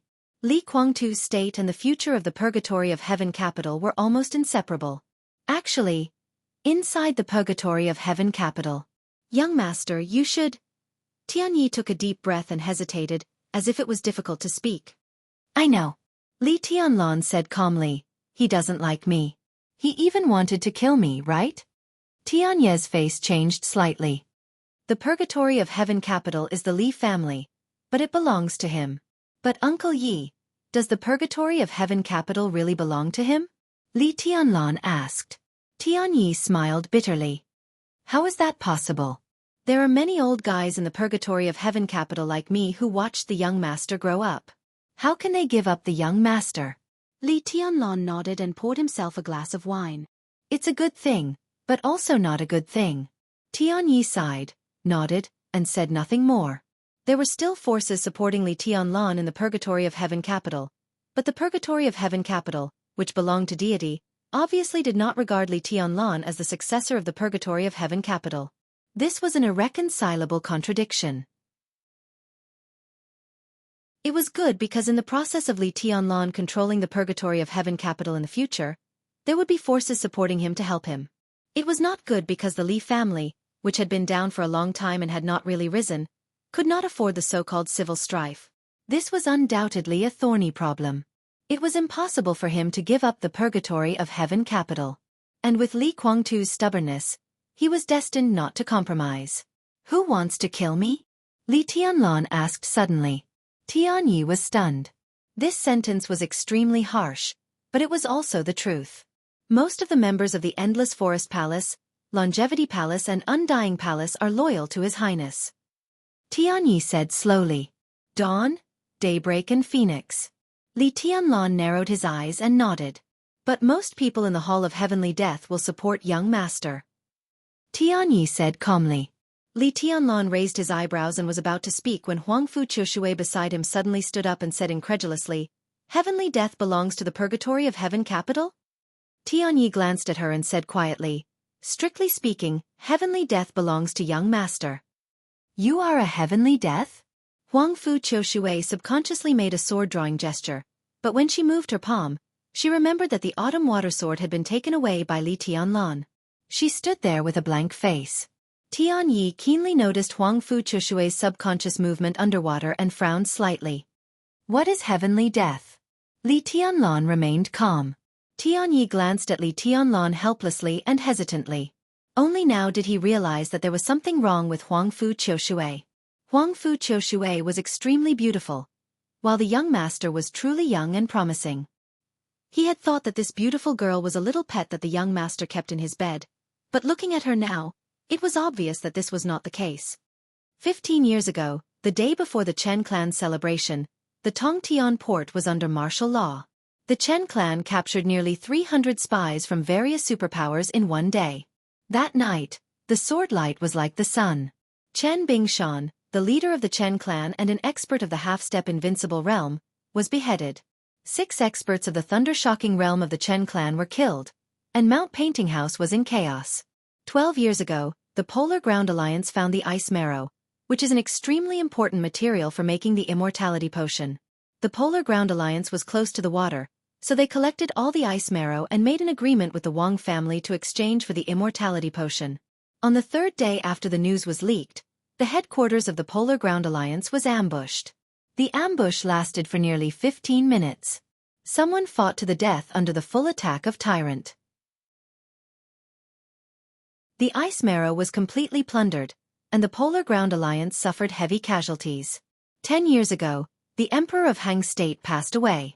2 assassins sneaked into the imperial palace of Hung State where experts gathered. 6 heirs to the throne were killed in one day. That's why the 6th prince, who still has no legitimate right to the throne, is born. 7 years ago, the cloud silk was found in South America. The Jianghu family of South America and the Heroes Club fought. The men in black and the fantasy world entered South America together. At the most critical moment, all the cloud silk was stolen. Olsen, the vice president of the Heroes Club, who was responsible for guarding the cloud silk, was assassinated in the secret chamber. 7 years ago, the organization that had committed countless crimes in the past 10 years and never failed was exposed. The master of Samsara Palace took action in person. Both the military counselor of Saint were seriously injured. After a premeditated raid, the Samsara Palace seized the cloud silk, but they failed to stop the assassins. Huangfu Qiushui glanced at Li Tianlan. Later, the cloud silk became clothes, and the master of Samsara Palace gave the clothes to you. Li Tianlan listened quietly.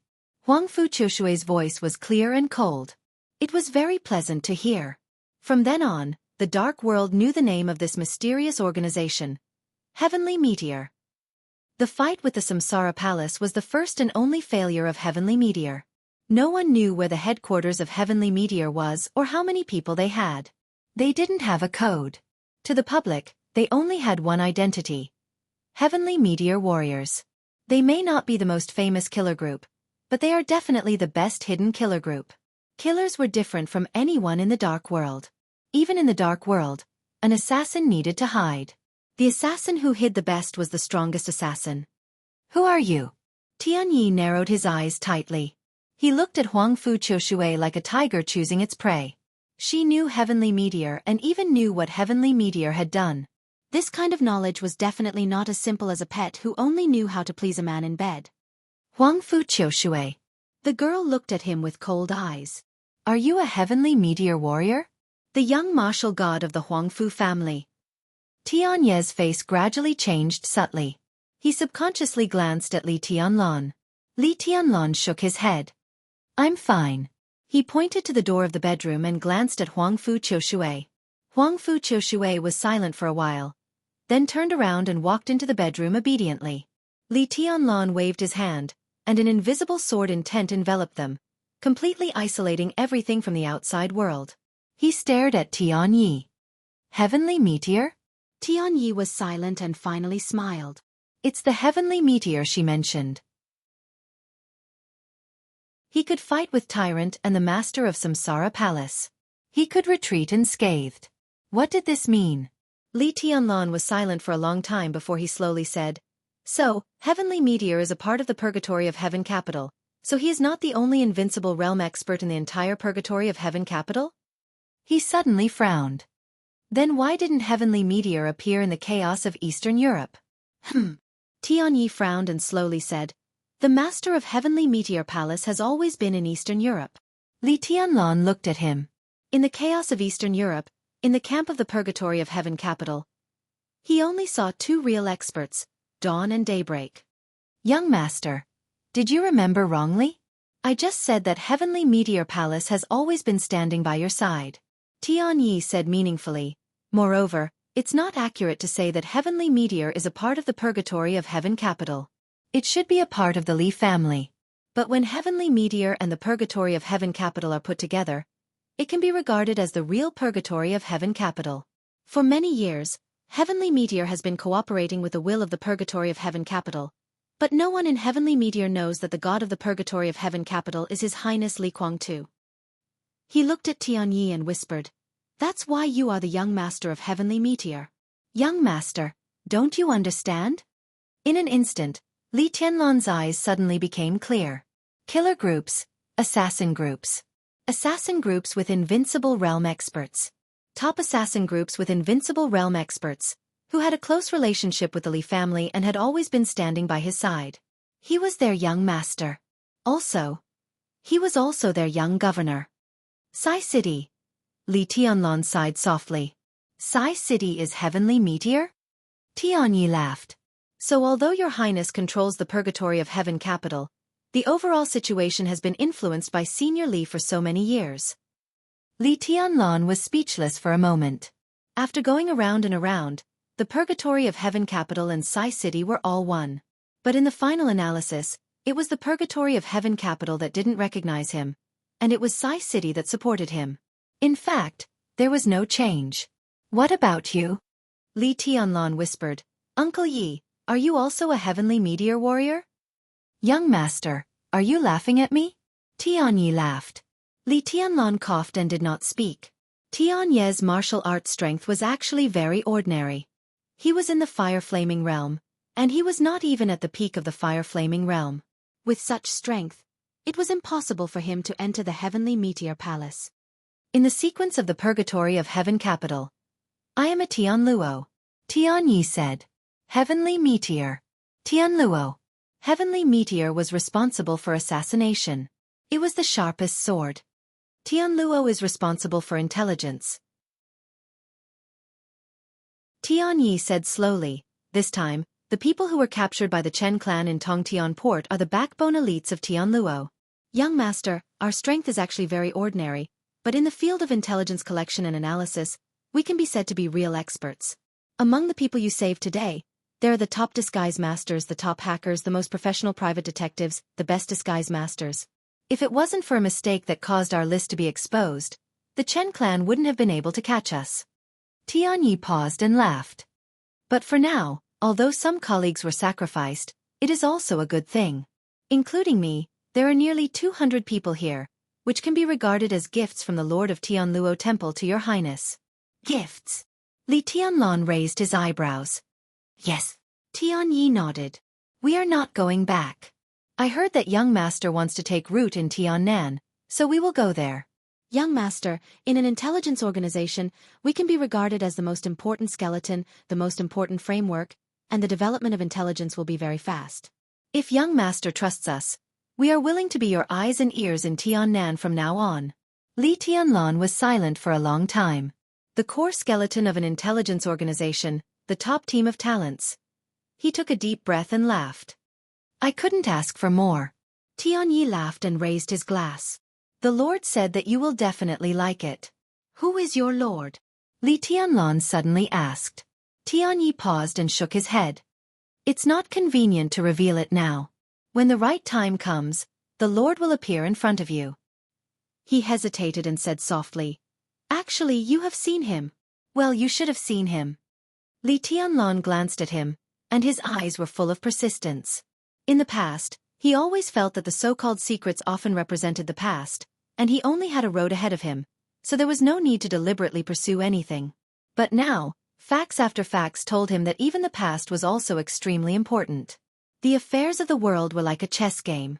No one knew when and where a chess piece was placed, and there might be unexpected changes many years later in the future. I don't think there is anything I shouldn't know, Li Tianlan said seriously. Tianyi hesitated, quickly took his hand, and wrote a word in his palm. That was a surname. But Li Tianlan instantly understood when he had seen the so-called Lord of Tianluo Temple. His expression became extremely interesting, and he was a little stunned. It's him? This is a dead move.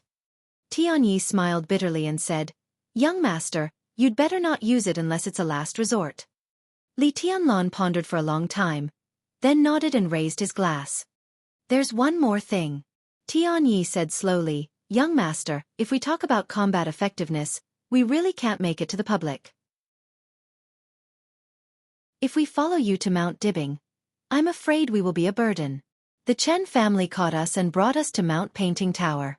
They must have made a backup of our identities. At this time, it has been sent to Mount Dibbing.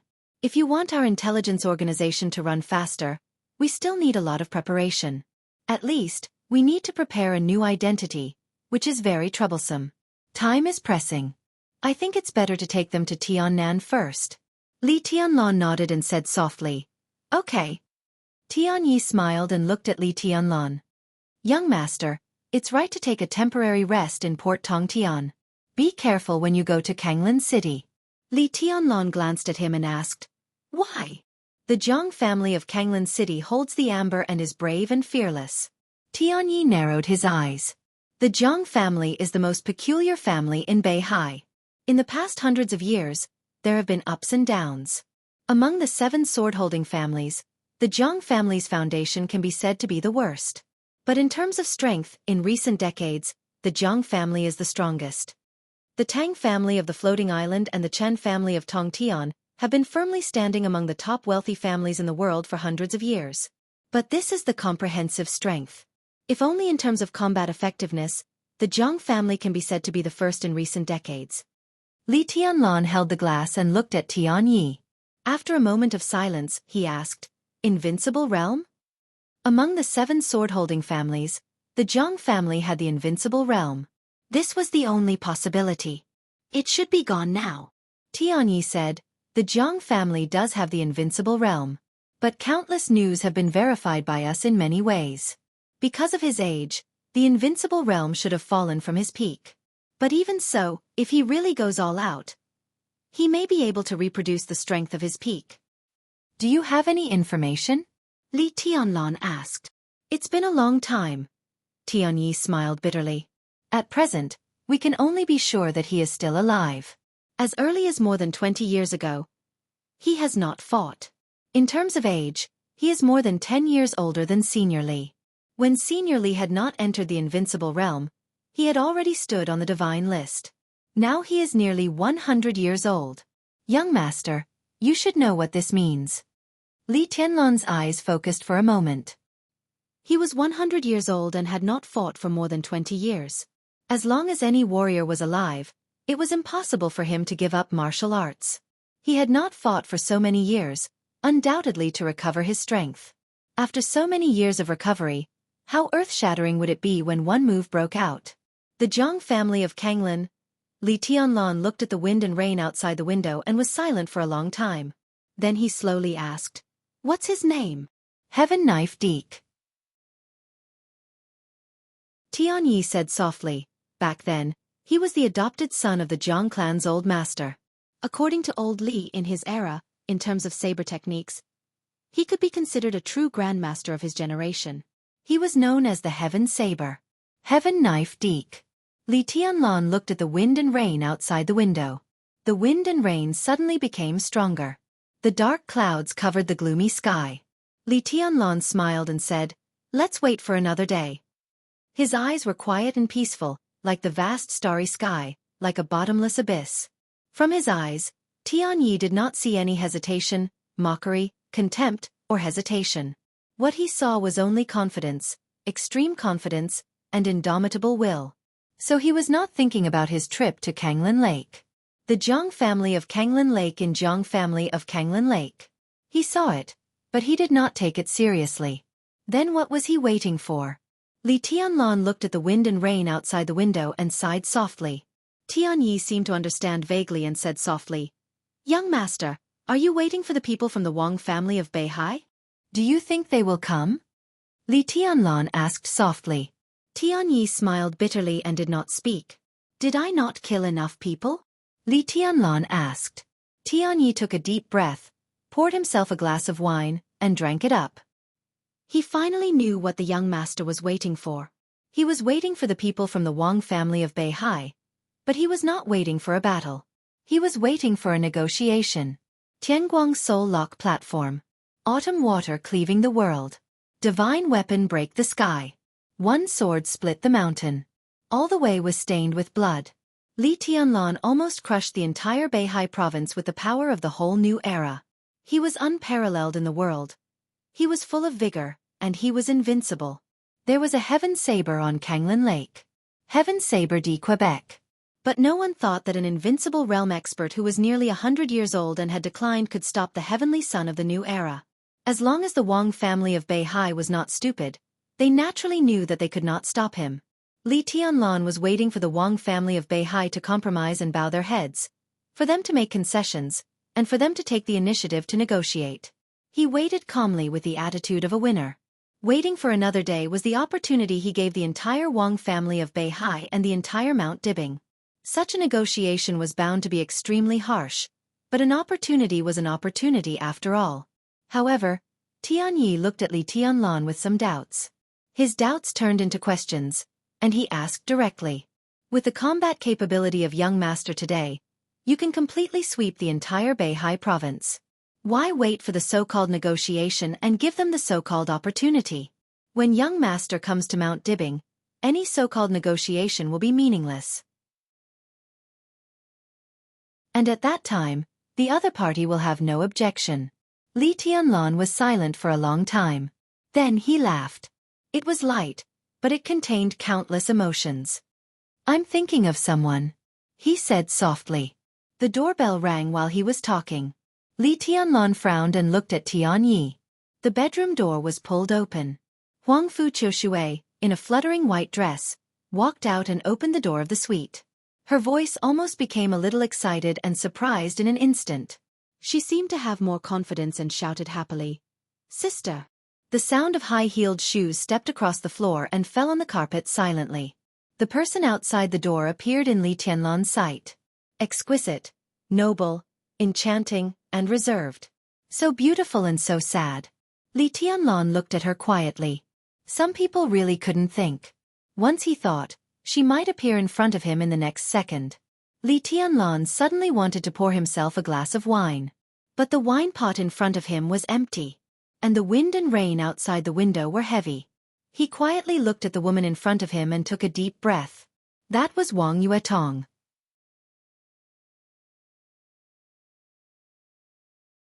Chapter 640.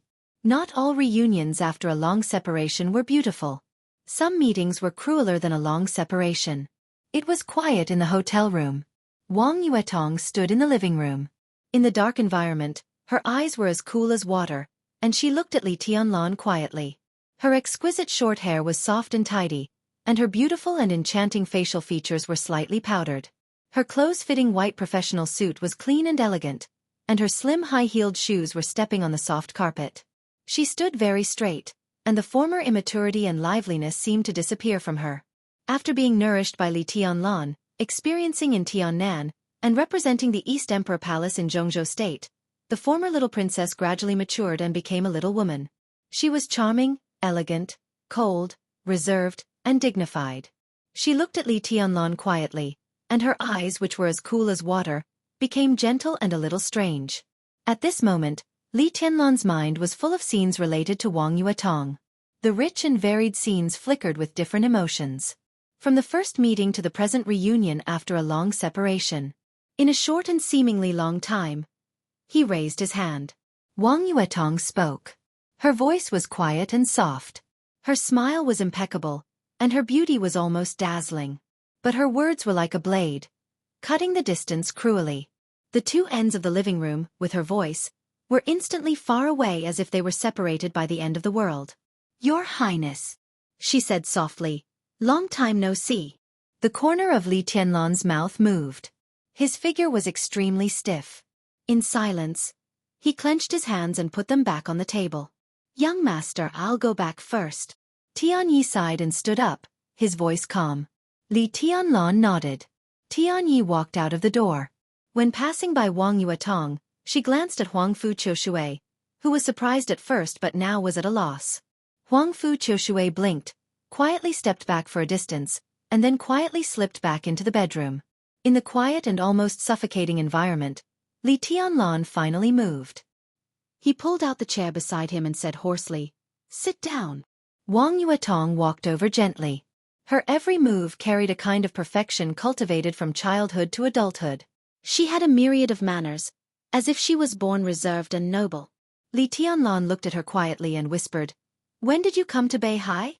"Your Highness is wrong." Wang Yuetong did not sit next to Li Tianlan, but opposite him. She smiled slightly, but her eyes were trembling. "Beihai is my home. I came here to go home. I came back last night." "Yeah, go home," Li Tianlan muttered to himself. "Speak." Wang Yuetong looked at him tenderly and strangely. Li Tianlan lit a cigarette. In the lingering smoke, his silence seemed endless. "State your conditions." Wang Yuetong said softly, "You've stayed here for one night, which proves that we can negotiate. We'd like to hear your conditions." "Conditions?" Li Tianlan glanced at her. His voice was calm as well. The calmness of both sides fused together and became complicated.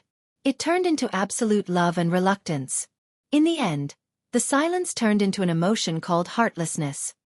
"Beihai might be able to give you the explanation you want," Wang Yuetong said quietly. Li Tianlan laughed at himself.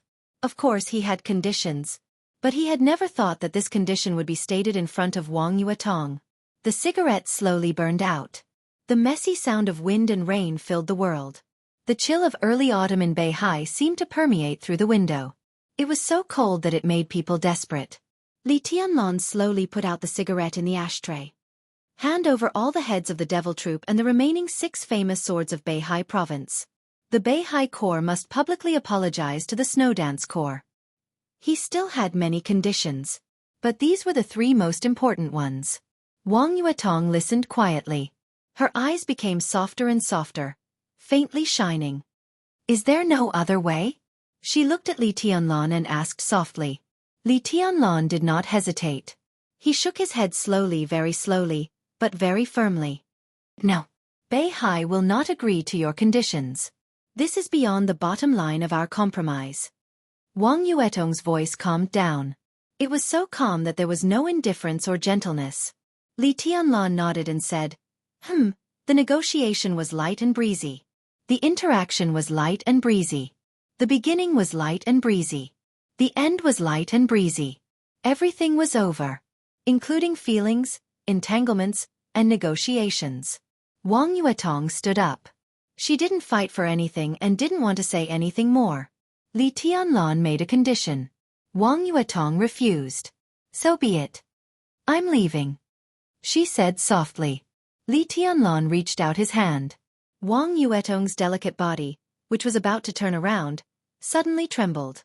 In silence, her delicate palm was held by Li Tianlan's hand, very tightly. Wang Yuetong did not turn around. Li Tianlan did not speak.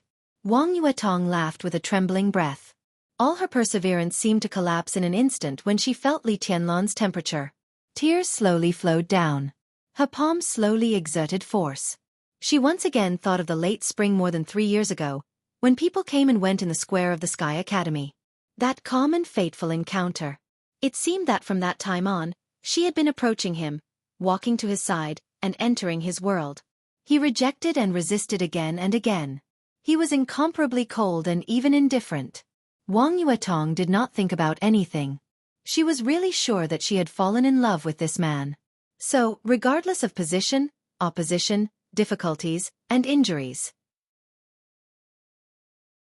she was so brave that she threw herself at him again and again.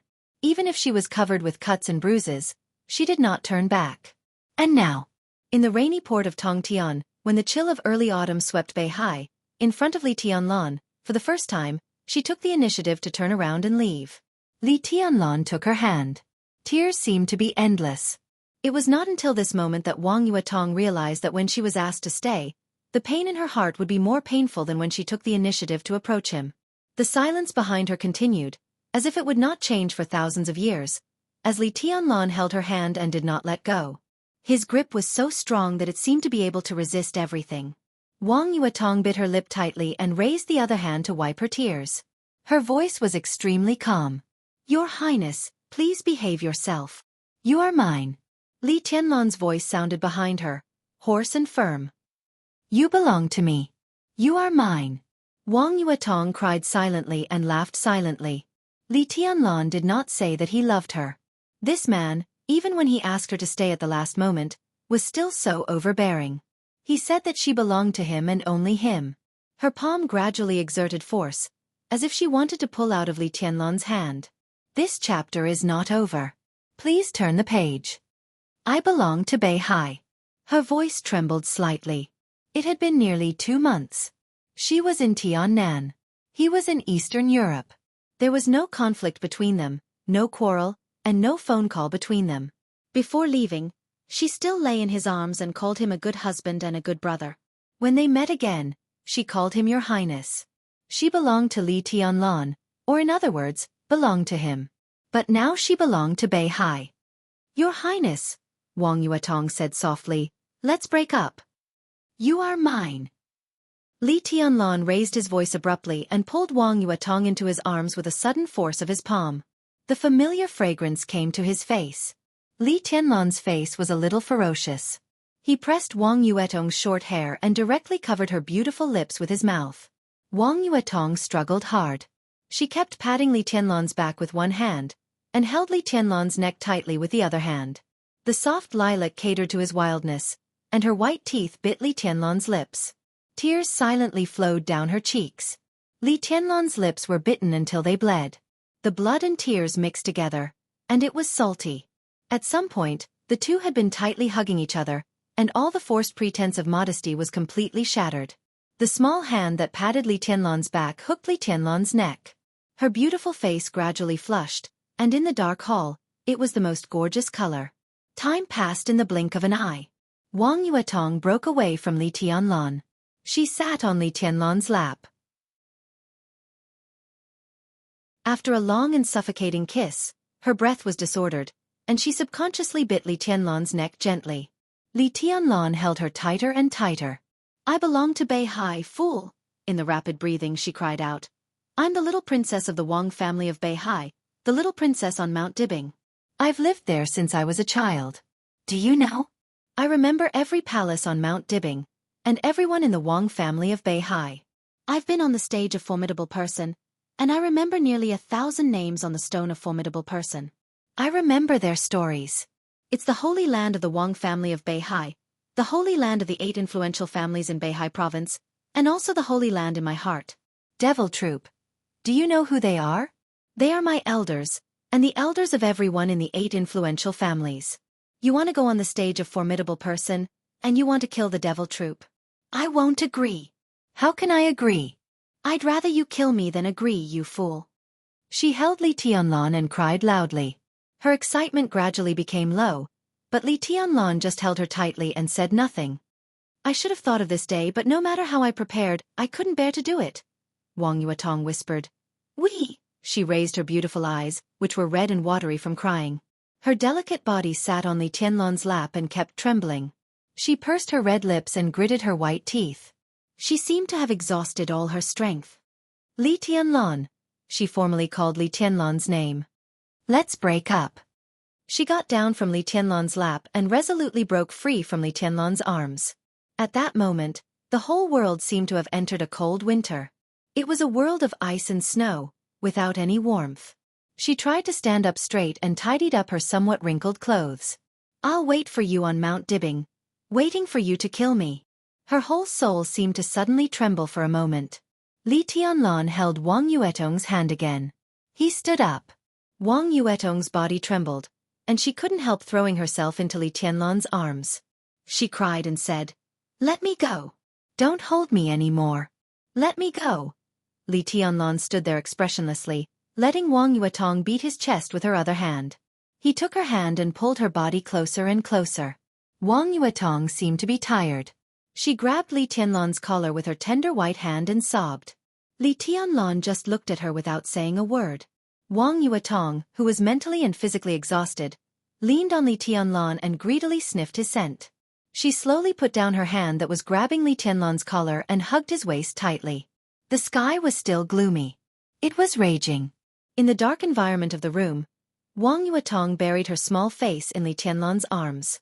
She sobbed and whispered, "I want it." The three simple words were like a wildfire, almost burning all of Li Tianlan's reason in an instant. Without any hesitation, he bent down, picked up Wang Yuetong, and put her on the tea table in front of him. Wang Yuetong shook her head desperately and pointed to the bedroom. Li Tianlan's eyes were red. He rushed over with her in his arms, as if he were holding a light doll. The bedroom door was violently kicked open by him. The white sheets, the white walls, the white curtains, and the white furniture were clean. She sat on the bed in a daze, and her white dress was also clean. Huang Fu Qiushui, who was startled, suddenly stood up and stared blankly at Li Tianlan and Wang Yuetong, a little confused. No one paid attention to Huang Fu Qiushui. At this moment, Li Tianlan only had eyes for Wang Yuetong. Wang Yuetong only had eyes for Li Tianlan. The cold early autumn was blooming with warm spring colors, bright and beautiful. The wind and rain beat the entire Tongtian port. Clear water flowed all over the quiet valley. There were orioles in the valley, and their moving songs surrounded the entire world. They were soft and gentle, crisp and pleasing to the ear. The dreamlike mountains and rivers were changing shape under the supreme will, and the soft sky light emitted an intoxicating white luster. Time passed by. They lingered on. There was no grudge, no position.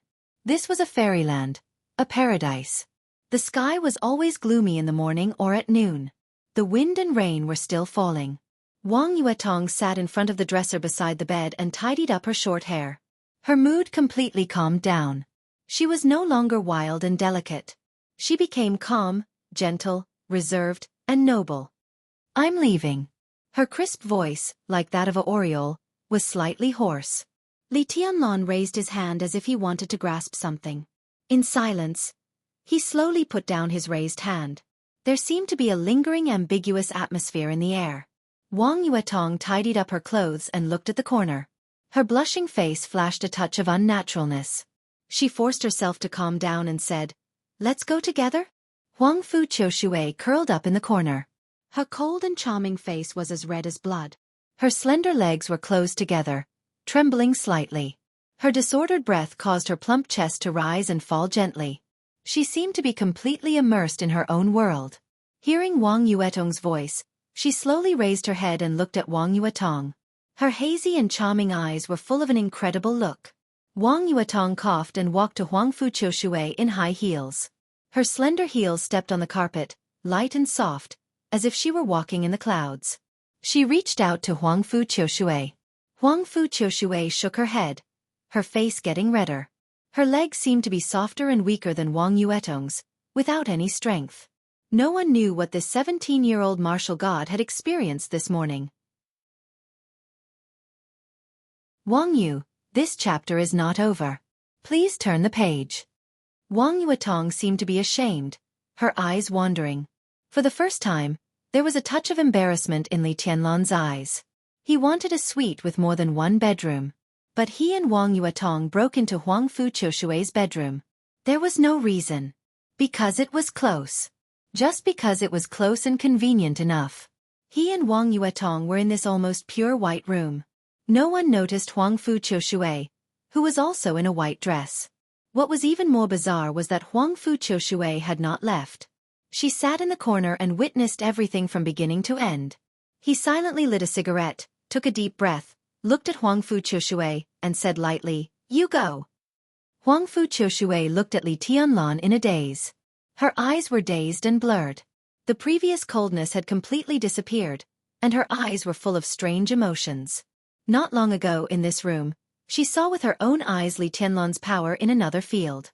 In that state, Li Tianlan was completely like a lion, while Sister Yuetong's fair and tender body was like a little lamb that had no ability to resist. The little lamb was constantly being bitten by the lion, struggling, resisting, begging for mercy, and fawning. No matter what she did, she could not resist the lion's power. The most real scenes hit her heart without any concealment. Somehow, at that moment, Huang Fu Qiushui's mind was filled with the image of Li Tianlan splitting the mountain with a sword of the 13-story building level. This man. She could not describe her inner feelings at all.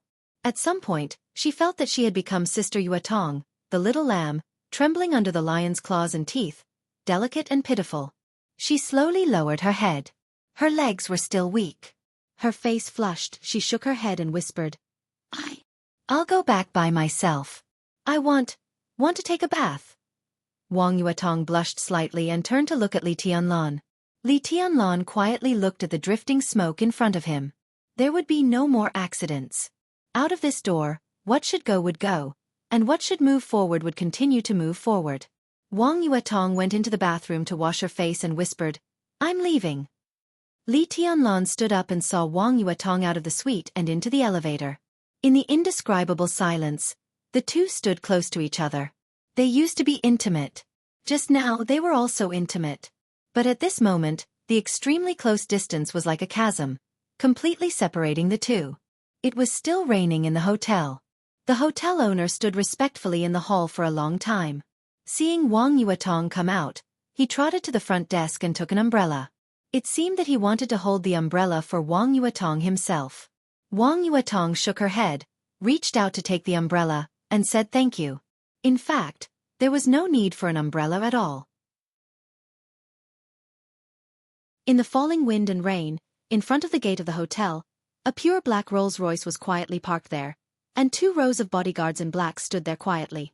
Like 2 rows of motionless statues, they spread into the rain. Wang Yuetong stood in front of the door, holding the umbrella, quietly watching the wind and rain outside the window. No matter how sweet the distance was, it was always separation. Li Tianlan was still silent. I love Beihai. Wang Yuetong whispered.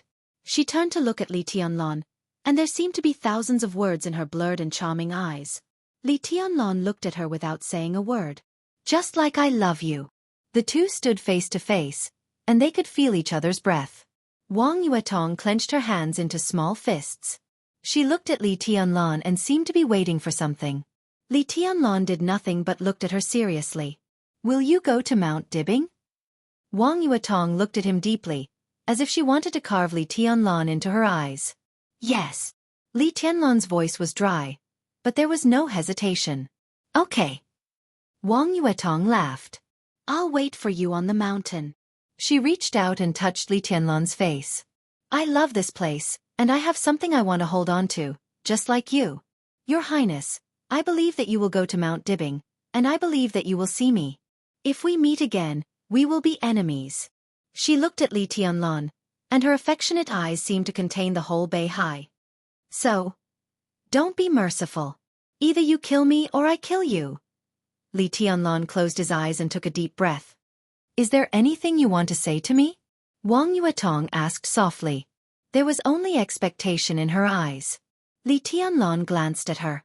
After a long and short glance, he shook his head. Wang Yuetong said yes.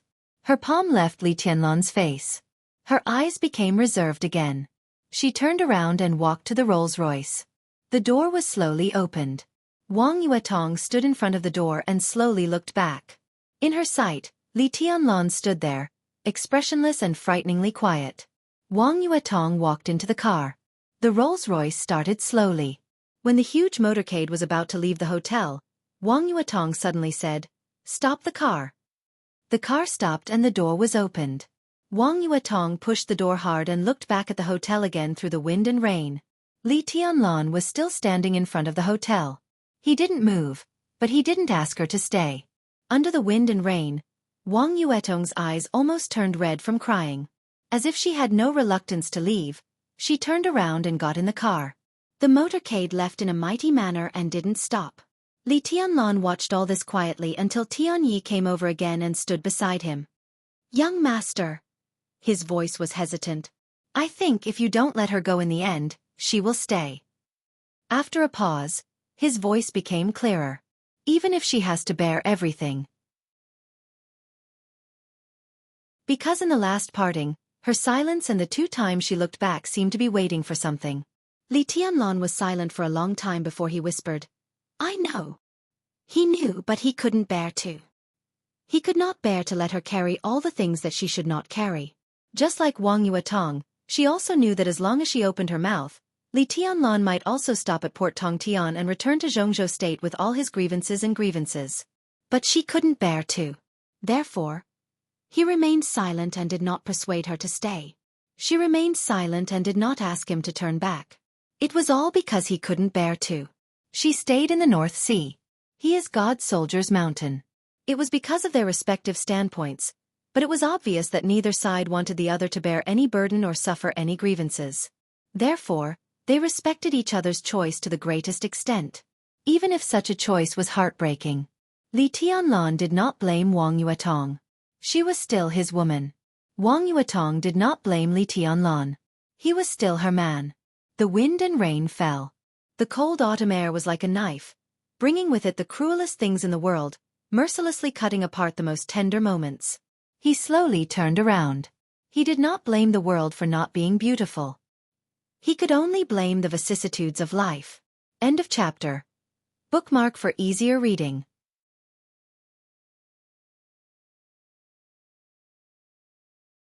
Chapter 641.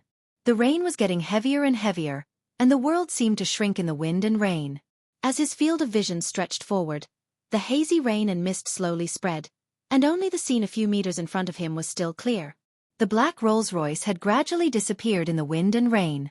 Li Tianlan stood in front of the hotel and was silent for a long time. The faint light from the sky gradually dimmed. The light in front of the hotel lit up.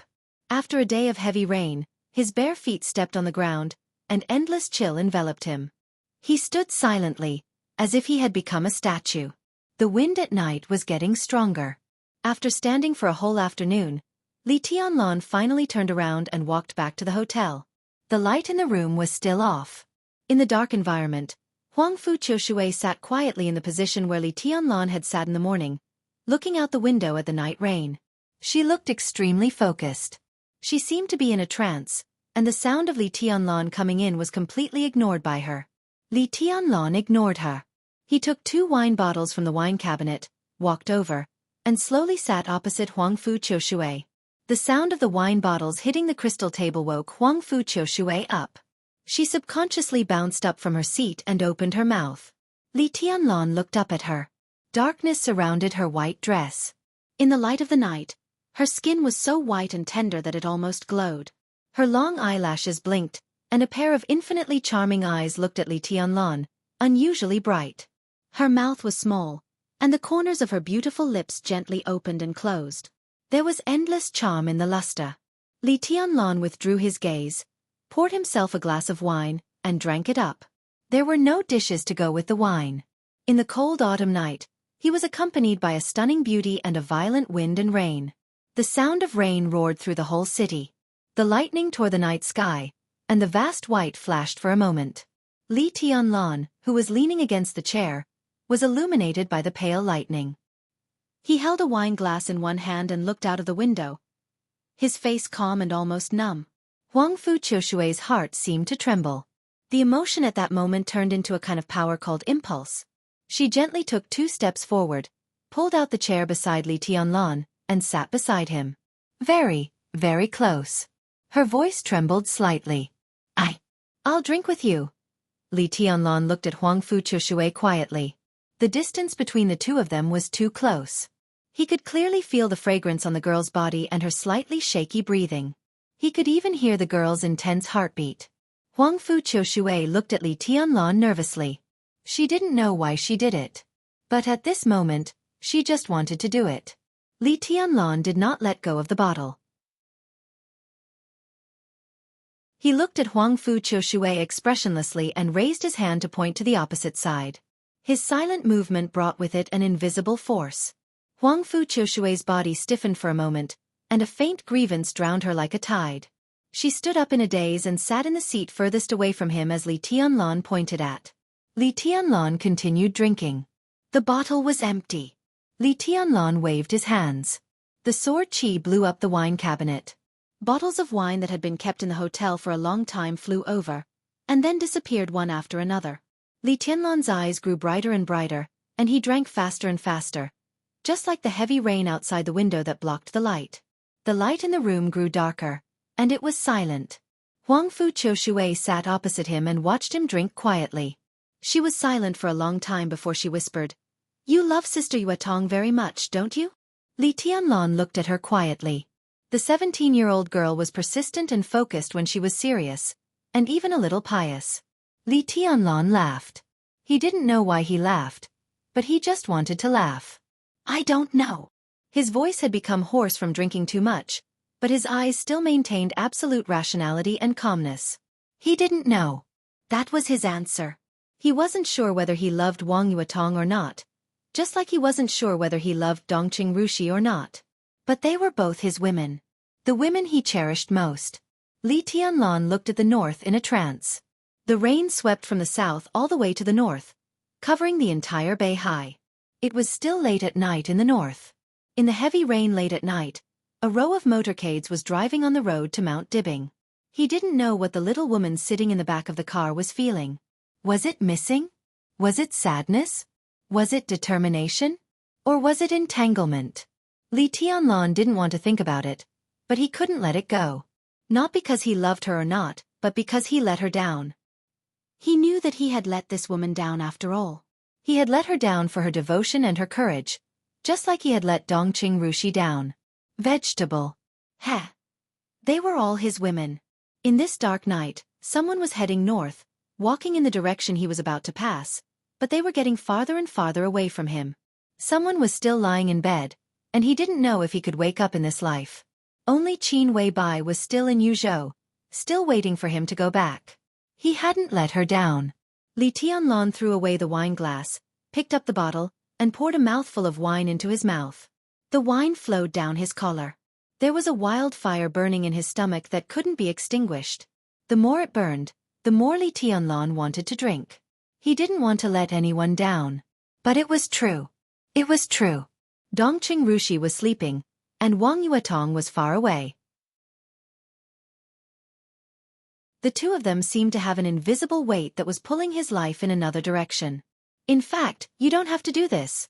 Huang Fu Qiushui looked at Li Tianlan and said cautiously, "You have proved your strength. I think if you are willing to be with Sister Yuetong, the teacher will not disagree, and—" She looked at Li Tianlan, as if she was choosing her words. Li Tianlan looked at her. His eyes were extremely cold. "What do you know? This chapter is not over. Please turn the page." Huang Fu Qiushui bit her lip and stopped talking. Li Tianlan leaned back in the chair and waved his hand to turn on the light in the living room. The light dispelled all the darkness. The soft light flowed through the hall and fell into Li Tianlan's eyes, twisting in trance. Li Tianlan held the wine bottle in his hand tightly and stopped talking.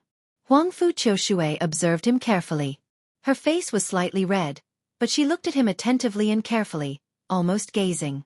Her eyes fell on Li Tianlan's bare feet. Li Tianlan had been barefooted since he went up the painting mountain until now. Huang Fu Qiushui hesitated and walked into the bathroom. After a while, she came out with a foot basin with a massage function. The clear water swayed in the basin, reflecting her cold and beautiful face, which was a little blurry. Li Tianlan looked at the soft light in the living room motionlessly, as if looking up at the starry sky. Huang Fu Qiushui squatted down in front of Li Tianlan. The hem of the white dress fell on the carpet, layer upon layer, like a blooming white flower. Huang Fu Qiushui looked at the tools in front of her and Li Tianlan's feet. She bit her lip gently, and her eyes flashed with complicated brilliance. "Can you give Qiushui back to me?" she asked in a low voice. Her voice was so soft that she didn't even hear it clearly. Li Tianlan didn't respond. Huang Fu Qiushui seemed to find an excuse for herself. Her tender white hands stretched out trembling. She held Li Tianlan's feet, put them in the basin in front of her, and carefully washed them. Li Tianlan lowered his head and looked at Huang Fu Qiushui quietly. At this moment, he suddenly thought of Qin Weibai. Qin Weibai had also washed his feet. Her gentleness surrounded Li Tianlan little by little, and even made him take everything for granted. But Huang Fu Qiushui was different. Qin Weibai was a goddess. But she was also a woman who belonged to him. And Huang Fu Qiushui. Her tender white palms moved gently in the water. On her snow-white wrist, a green jade bracelet shone softly in the water. Li Tianlan narrowed his eyes. He didn't have to think to know that countless people in the whole of Beihai dreamed of holding this pair of noble and white hands and clasping fingers with her. But now, these hands were gently kneading his feet, carefully trying to please him. It was so lowly. Li Tianlan looked at her quietly. "Do you know the Jiang family?" he asked suddenly. Huang Fu Qiushui shook her head reflexively. Her hands didn't stop moving. After a while she whispered, "Is it the heaven saber?" Li Tianlan said, indifferently. Huang Fu Qiushui hesitated and struggled, but she couldn't help it. She shook her head, but said honestly, "I've seen Grandpa Heaven Saber." At his peak, Grandpa Heaven Saber once entered the top 5 on the divine list. "I haven't seen his saber, but I heard from my teacher that his saber is very domineering. In recent decades, he is the best saber user." "Can I kill him?" Li Tianlan asked. The Heaven Saber Emperor had sealed his saber for more than 20 years and had been recuperating for more than 20 years. He didn't expect to hear any information from Huang Fu Qiushui, so he asked casually. Huang Fu Qiushui lowered her head and served Li Tianlan's feet. She whispered, "I don't recommend you go to Kanglin Lake." Li Tianlan twitched the corner of his mouth and didn't speak. He casually raised his foot and stepped on Huang Fu Qiushui's skirt. Huang Fu Qiushui's delicate body trembled slightly. She lowered her head, and there was no anger in her infinitely charming and beautiful eyes. Instead they became softer. She hesitated, slightly lifted her skirt, wrapped Li Tianlan's feet, and gently wiped them. At that moment, Li Tianlan saw a piece of snow-white and smooth calf. "First time washing someone's feet?" Li Tianlan asked carelessly. Huang Fu Qiushui's small hands shook. She raised her head and looked into Li Tianlan's eyes.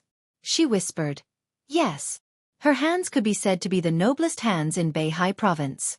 She was the student of summer solstice, the inviolable goddess in the eyes of countless peers in Beihai, the young martial god of the Huangfu family, and the future sword-bearer of Qiushui. How could such a pair of hands be used to wash a man's feet? It was a complete blasphemy. Li Tianlan laughed. He breathed out the smell of alcohol, but his eyes were extremely cold and playful. He lifted his feet along the soft hem of her dress, lifted Huang Fu Qiushui's chin, and touched her face with his toes. Her face was extremely soft and delicate, almost fragile. "I'm so honored." His feet rubbed Huang Fu Qiushui's face. He said lightly, "Why? I want Qiushui to give me back." Huang Fu Qiushui's breathing became completely chaotic. Li Tianlan's feet slid gently on her face. This was a scene that could completely make all the teenagers in Beihai province lose their minds. Huang Fu Qiushui's eyes were a little humiliated. Her face was red, but she looked into Li Tianlan's eyes bravely. Her eyes were cold, with humiliation and complexity, but also entangled with an incomparably clear desire. She did not know why she was like this. She was not Wang Yuetong. So Huang Fu Qiushui could be sure that she did not fall in love with Li Tianlan. But what she had been exposed to the most in her life was swordsmanship. The most perfect swordsmanship had an almost fatal attraction in her eyes. Li Tianlan was young enough, strong enough, and strong enough. He broke into her world with the most perfect posture and took away Qiushui, which was equivalent to taking away everything from her. On the Ling Tai Mountain, she looked at the Tianguang Spirit Lock platform. On the Painting Lu Mountain, she watched him split the mountain with a sword, and Qiushui cut the world. Strong, domineering, and indifferent. Invincible and invincible. He was the heavenly son and the perfect figure that Huang Fu Qiushui had dreamed of countless times. This had nothing to do with love. It was just the purest admiration, or it could be said to be infatuation. Countless feelings. This chapter is not over. Please turn the page. Her emotions had been rising and falling in her heart. She still remembered that Li Tianlan was an enemy, but she also remembered that she saw Li Tianlan as perfect. And then, just today, this morning, in the bedroom next to this suite, her favorite sister was thrown on the bed by him, and the two of them were entangled with each other, completely ignoring her existence. That was a scene that Huang Fu Qiushui had never imagined. Li Tianlan was like the strongest lion, gnawing on the white sheep under him, the prey that the conqueror could see. She heard Wang Yuetong screaming, begging for mercy, provoking, and then conquering again and again, crazy and happy. Those scenes almost completely destroyed Huang Fu Qiushui's reason. For the whole day, she was in a trance. She thought of Li Tianlan's sword light and Li Tianlan's almost barbaric biting. The scenes kept changing. It turned out that even enemies could hug together and fight on another battlefield. She didn't love Li Tianlan, but at this moment, his feet were mercilessly desecrating her face. The desire in her heart suddenly magnified 1,000 times. She thought of the scene she saw, and her body seemed to be on fire. She really hoped that she was Li Tianlan at that time and was conquered by him again and again, tonight, now, or anything else. She looked at Li Tianlan's eyes intently. At this time, Li Tianlan could do anything to her. She might resist, but she would not refuse. Because of desire. She longed for his strength to destroy everything about her, to make her fall once, or for a lifetime. Li Tianlan played with her face. After a long time he slowly put down his feet and said lightly, "I'm not interested in little girls." He pointed to the tools on the ground. Huang Fu Qiushui bit her lip hard, slowly picked up the basin and walked into the bathroom. She hid in the bathroom for a long time, washed her face with cold water, and slowly walked out. All the wine bottles on the table were empty. Li Tianlan sat in the chair and slowly fell asleep. Huang Fu Qiushui hesitated to wake him up, but stood behind him. "Can you give Qiushui back to me?" She murmured something under her breath. Li Tianlan didn't wake up. Huang Fu Qiushui seemed to have put down the burden and reached out to gently knead Li Tianlan's shoulder. The messy wind and rain gradually subsided. Huang Fu Qiushui turned off the light. In the dark environment, the sound of rain occupied the whole world. Huang Fu Qiushui slowly kneaded Li Tianlan's shoulder, seriously as if she was practicing swordsmanship. A little sword intent rose and fell with Li Tianlan's breathing. He seemed to be sleeping, but also meditating. The perfect sword intent hovered around his body almost all the time. In this way, Li Tianlan was getting stronger almost all the time. Huang Fu Qiushui felt the sword light. She was shocked, but more than that, she couldn't extricate herself. She didn't tell Li Tianlan that from the very beginning, she could understand the 13 floors, which represented the supreme achievement of the Chosen One. Although she couldn't understand all of the sword formation. But if he could understand it, he could understand it. From darkness to dawn. The sky broke, and the morning sun was slightly cold. Nearly 200 elites belonging to Tianluo gathered in Tianyi. He walked into the room and saw Huang Fu Qiushui, who was kneading Li Tianlan's shoulder. He smiled and gestured for her to leave. Huang Fu Qiushui hesitated and pointed at Li Tianlan. Tianyi shook his head with a smile and walked out quietly. It was still raining. It was getting brighter and brighter. Li Tianlan, who had slept all night, opened his eyes. The gentle kneading on his shoulder continued, and the fragrance of the girl was extremely gentle. Li Tianlan was silent for a while, reached out and patted the small hand on his shoulder, and said flatly, "Qiushui won't return it to you." Huang Fu Qiushui said, "Oh," obediently, but her hands didn't stop. She just whispered, "They all left an hour ago." Li Tianlan froze, looking at the wind and rain outside the window. After a moment of silence he said, His voice was calm. And his eyes were calm. Everything yesterday seemed to be completely in the past. In front of him was a new day in Beihai. His journey would eventually continue. Let's trigger. His eyes looked to the north. That was the direction of Kanglin City. Kanglin Lake in Kanglin City. The Jiang family of Beihai held the amber, loyal and brave. The dark clouds drifted north with the wind. Li Tianlan's breath grew quieter. You, Huang Fu Qiushui asked in a low voice. What are you thinking about? I'm thinking about the past. Li Tianlan said softly. The past? Huang Fu Qiushui blinked her eyes in confusion. There is no past. Li Tianlan said slowly. His past was not good. Dongqing Rushi belonged to the past, and now she was lying in bed. The master of Samsara Palace belonged to the past, but now she had fallen.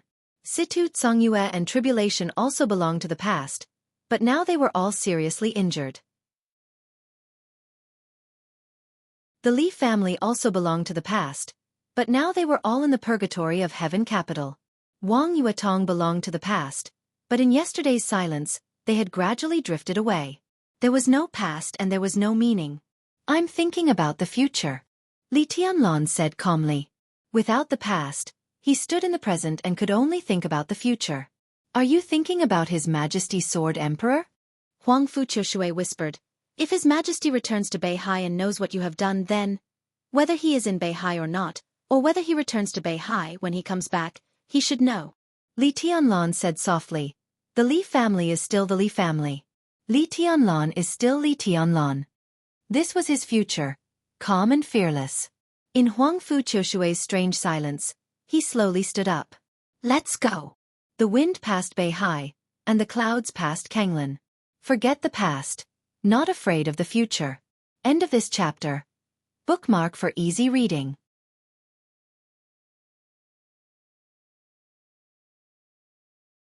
Chapter 642.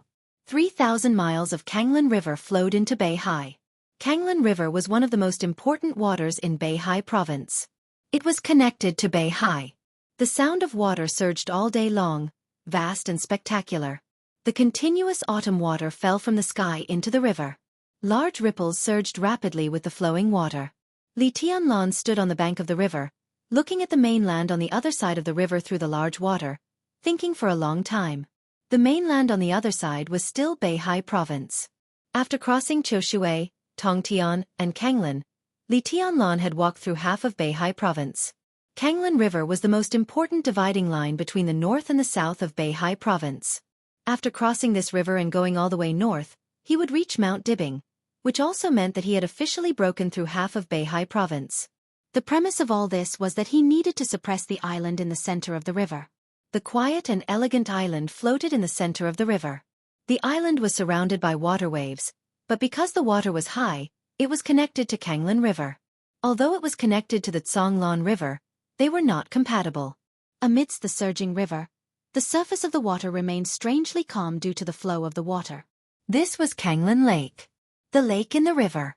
The headquarters of the Jiang family of Beihai was built on the island in the center of Kanglan Lake, in the middle of the whole Beihai province. Li Tianlan looked at the island in the lake quietly. He looked at the city on the other side of the river. I heard that this used to be a sea? Li Tianlan suddenly asked. It's different. Huang Fu Qiushui said quietly.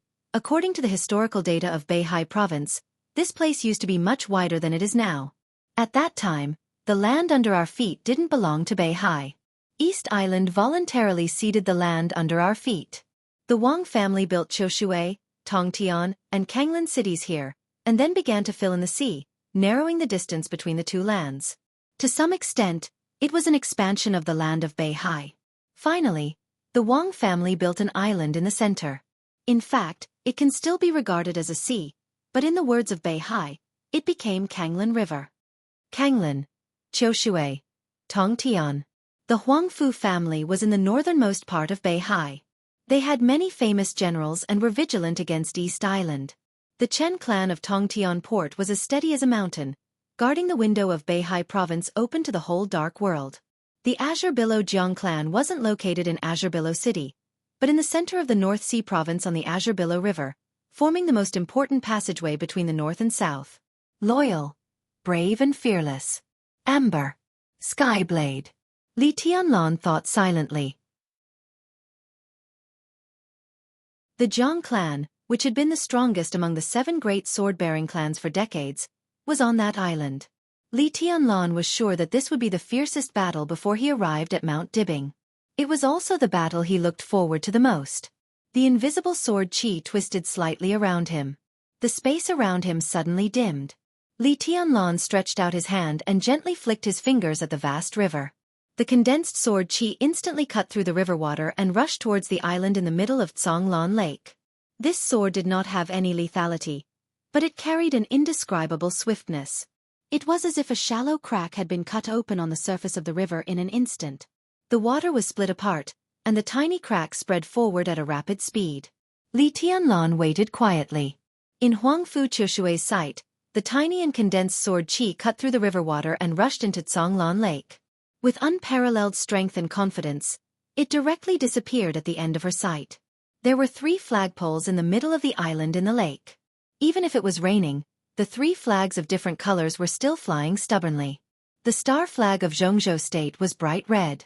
The flag of the Wang family of Beihai and the star flag of Jianghu State, which were engraved with the sky and the sea, stood side by side on the black base. There was a silver flag in the middle slightly behind the 2 flags. It was slightly lower than the 2 flags in front, and the lines were simpler. A black arc was embroidered on the surface of the flag that flickered with a silver luster. It was simple, but it exuded endless sharpness. The wind blew the flag, and the flag was completely unfolded in the heavy rain. The black arc seemed to have reached the end of the sky sea in a trance, with almost 1,000 pounds.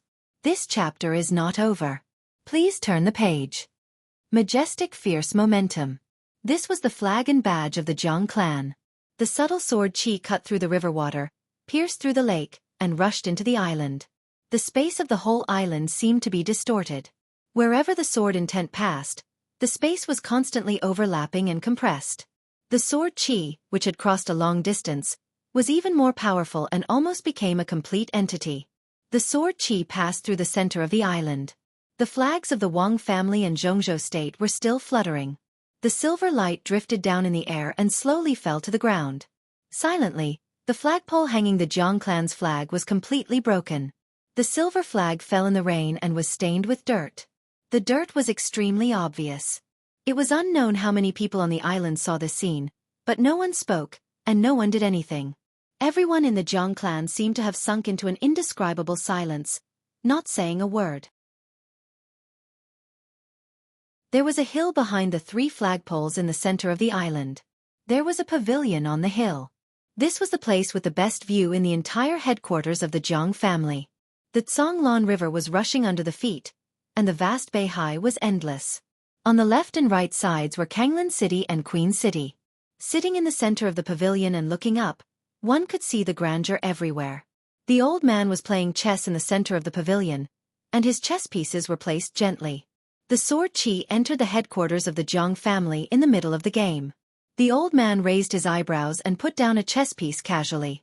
In the next second, the flag of the Jiang family fell. Young and vigorous. The old man's expression was calm as usual, and there seemed to be a little smile on his face. But such sword qi, such sword intent, at such a young age, it's really something to be proud of. The flagpole in front of the pavilion fell to the ground. The incomparably real sword intent was still shining. The light was not dazzling, but it tore the surrounding air vaguely. A void seemed to suddenly appear under the gloomy sky. The void rotated slightly. The real sword energy gradually became illusory. An extremely delicate small sword stayed where the flagpole was before it fell. The sword vibrated slightly in the air, constantly changing its shape. It grew longer and longer, and it became more and more blurry. It was indeed a sword. It seemed to be real and illusory at the same time. It hovered in the air, and everything around it, including the sword, seemed to be transparent. The old man squinted at the transparent void, feeling the indistinct sword intent, and smiled softly. His smile was calm and natural, with the traces of age. The old man was already very old. His sparse hair was pure white, and his eyebrows were almost completely gone. His skin was still bright and clean, with very few wrinkles, but it was extremely loose. He guarded the chessboard, his body hunched as he looked at the almost completely invisible sword. There was no frightening light in his eyes, only a kind of indifference and peace that made people drowsy.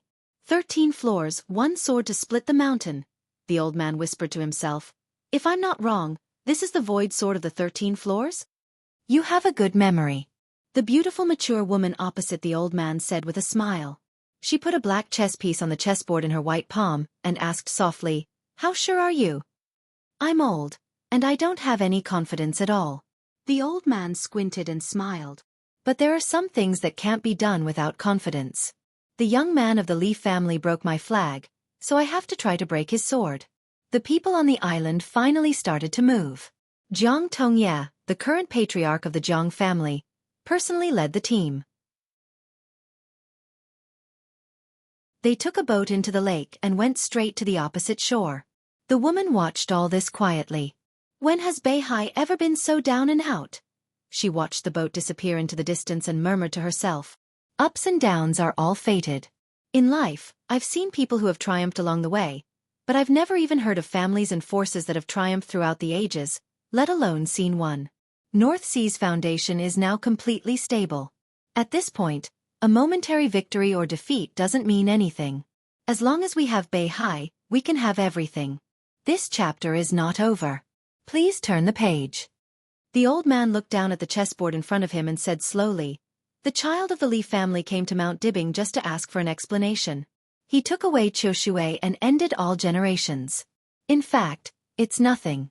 The famous general troops suffered heavy losses, and the heavenly formation was broken. The Chen family needs to recuperate for the next few decades.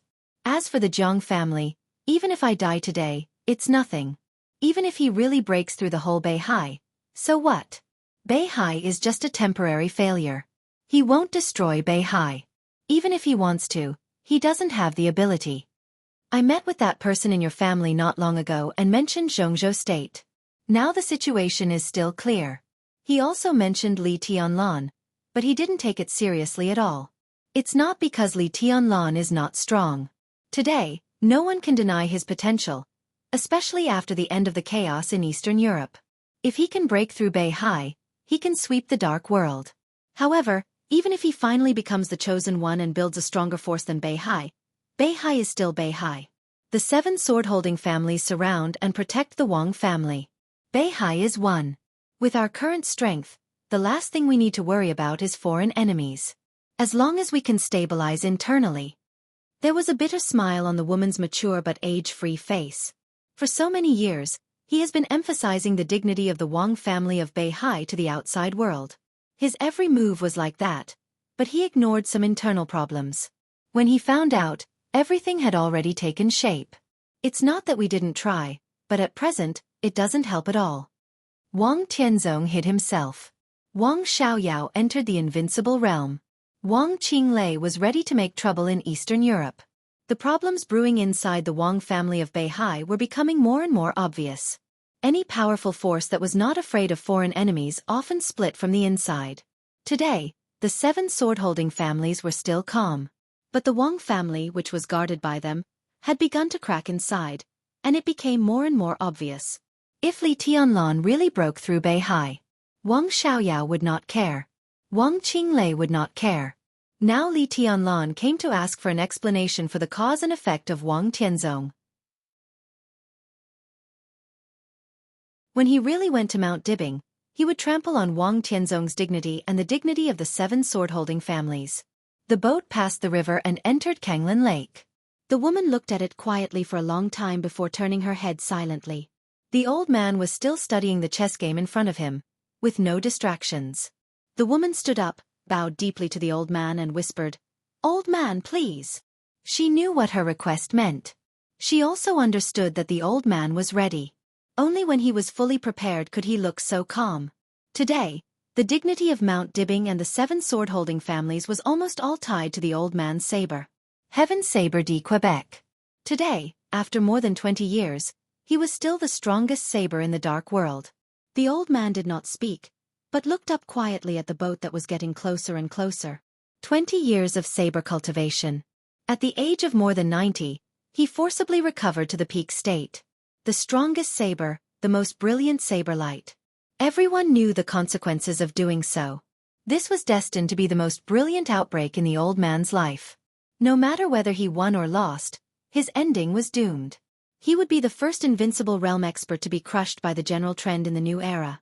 And all this was just the beginning. Just the beginning. He thought of what Li Tianlan said in Yuzhou. He was the overall situation. It was also the general trend.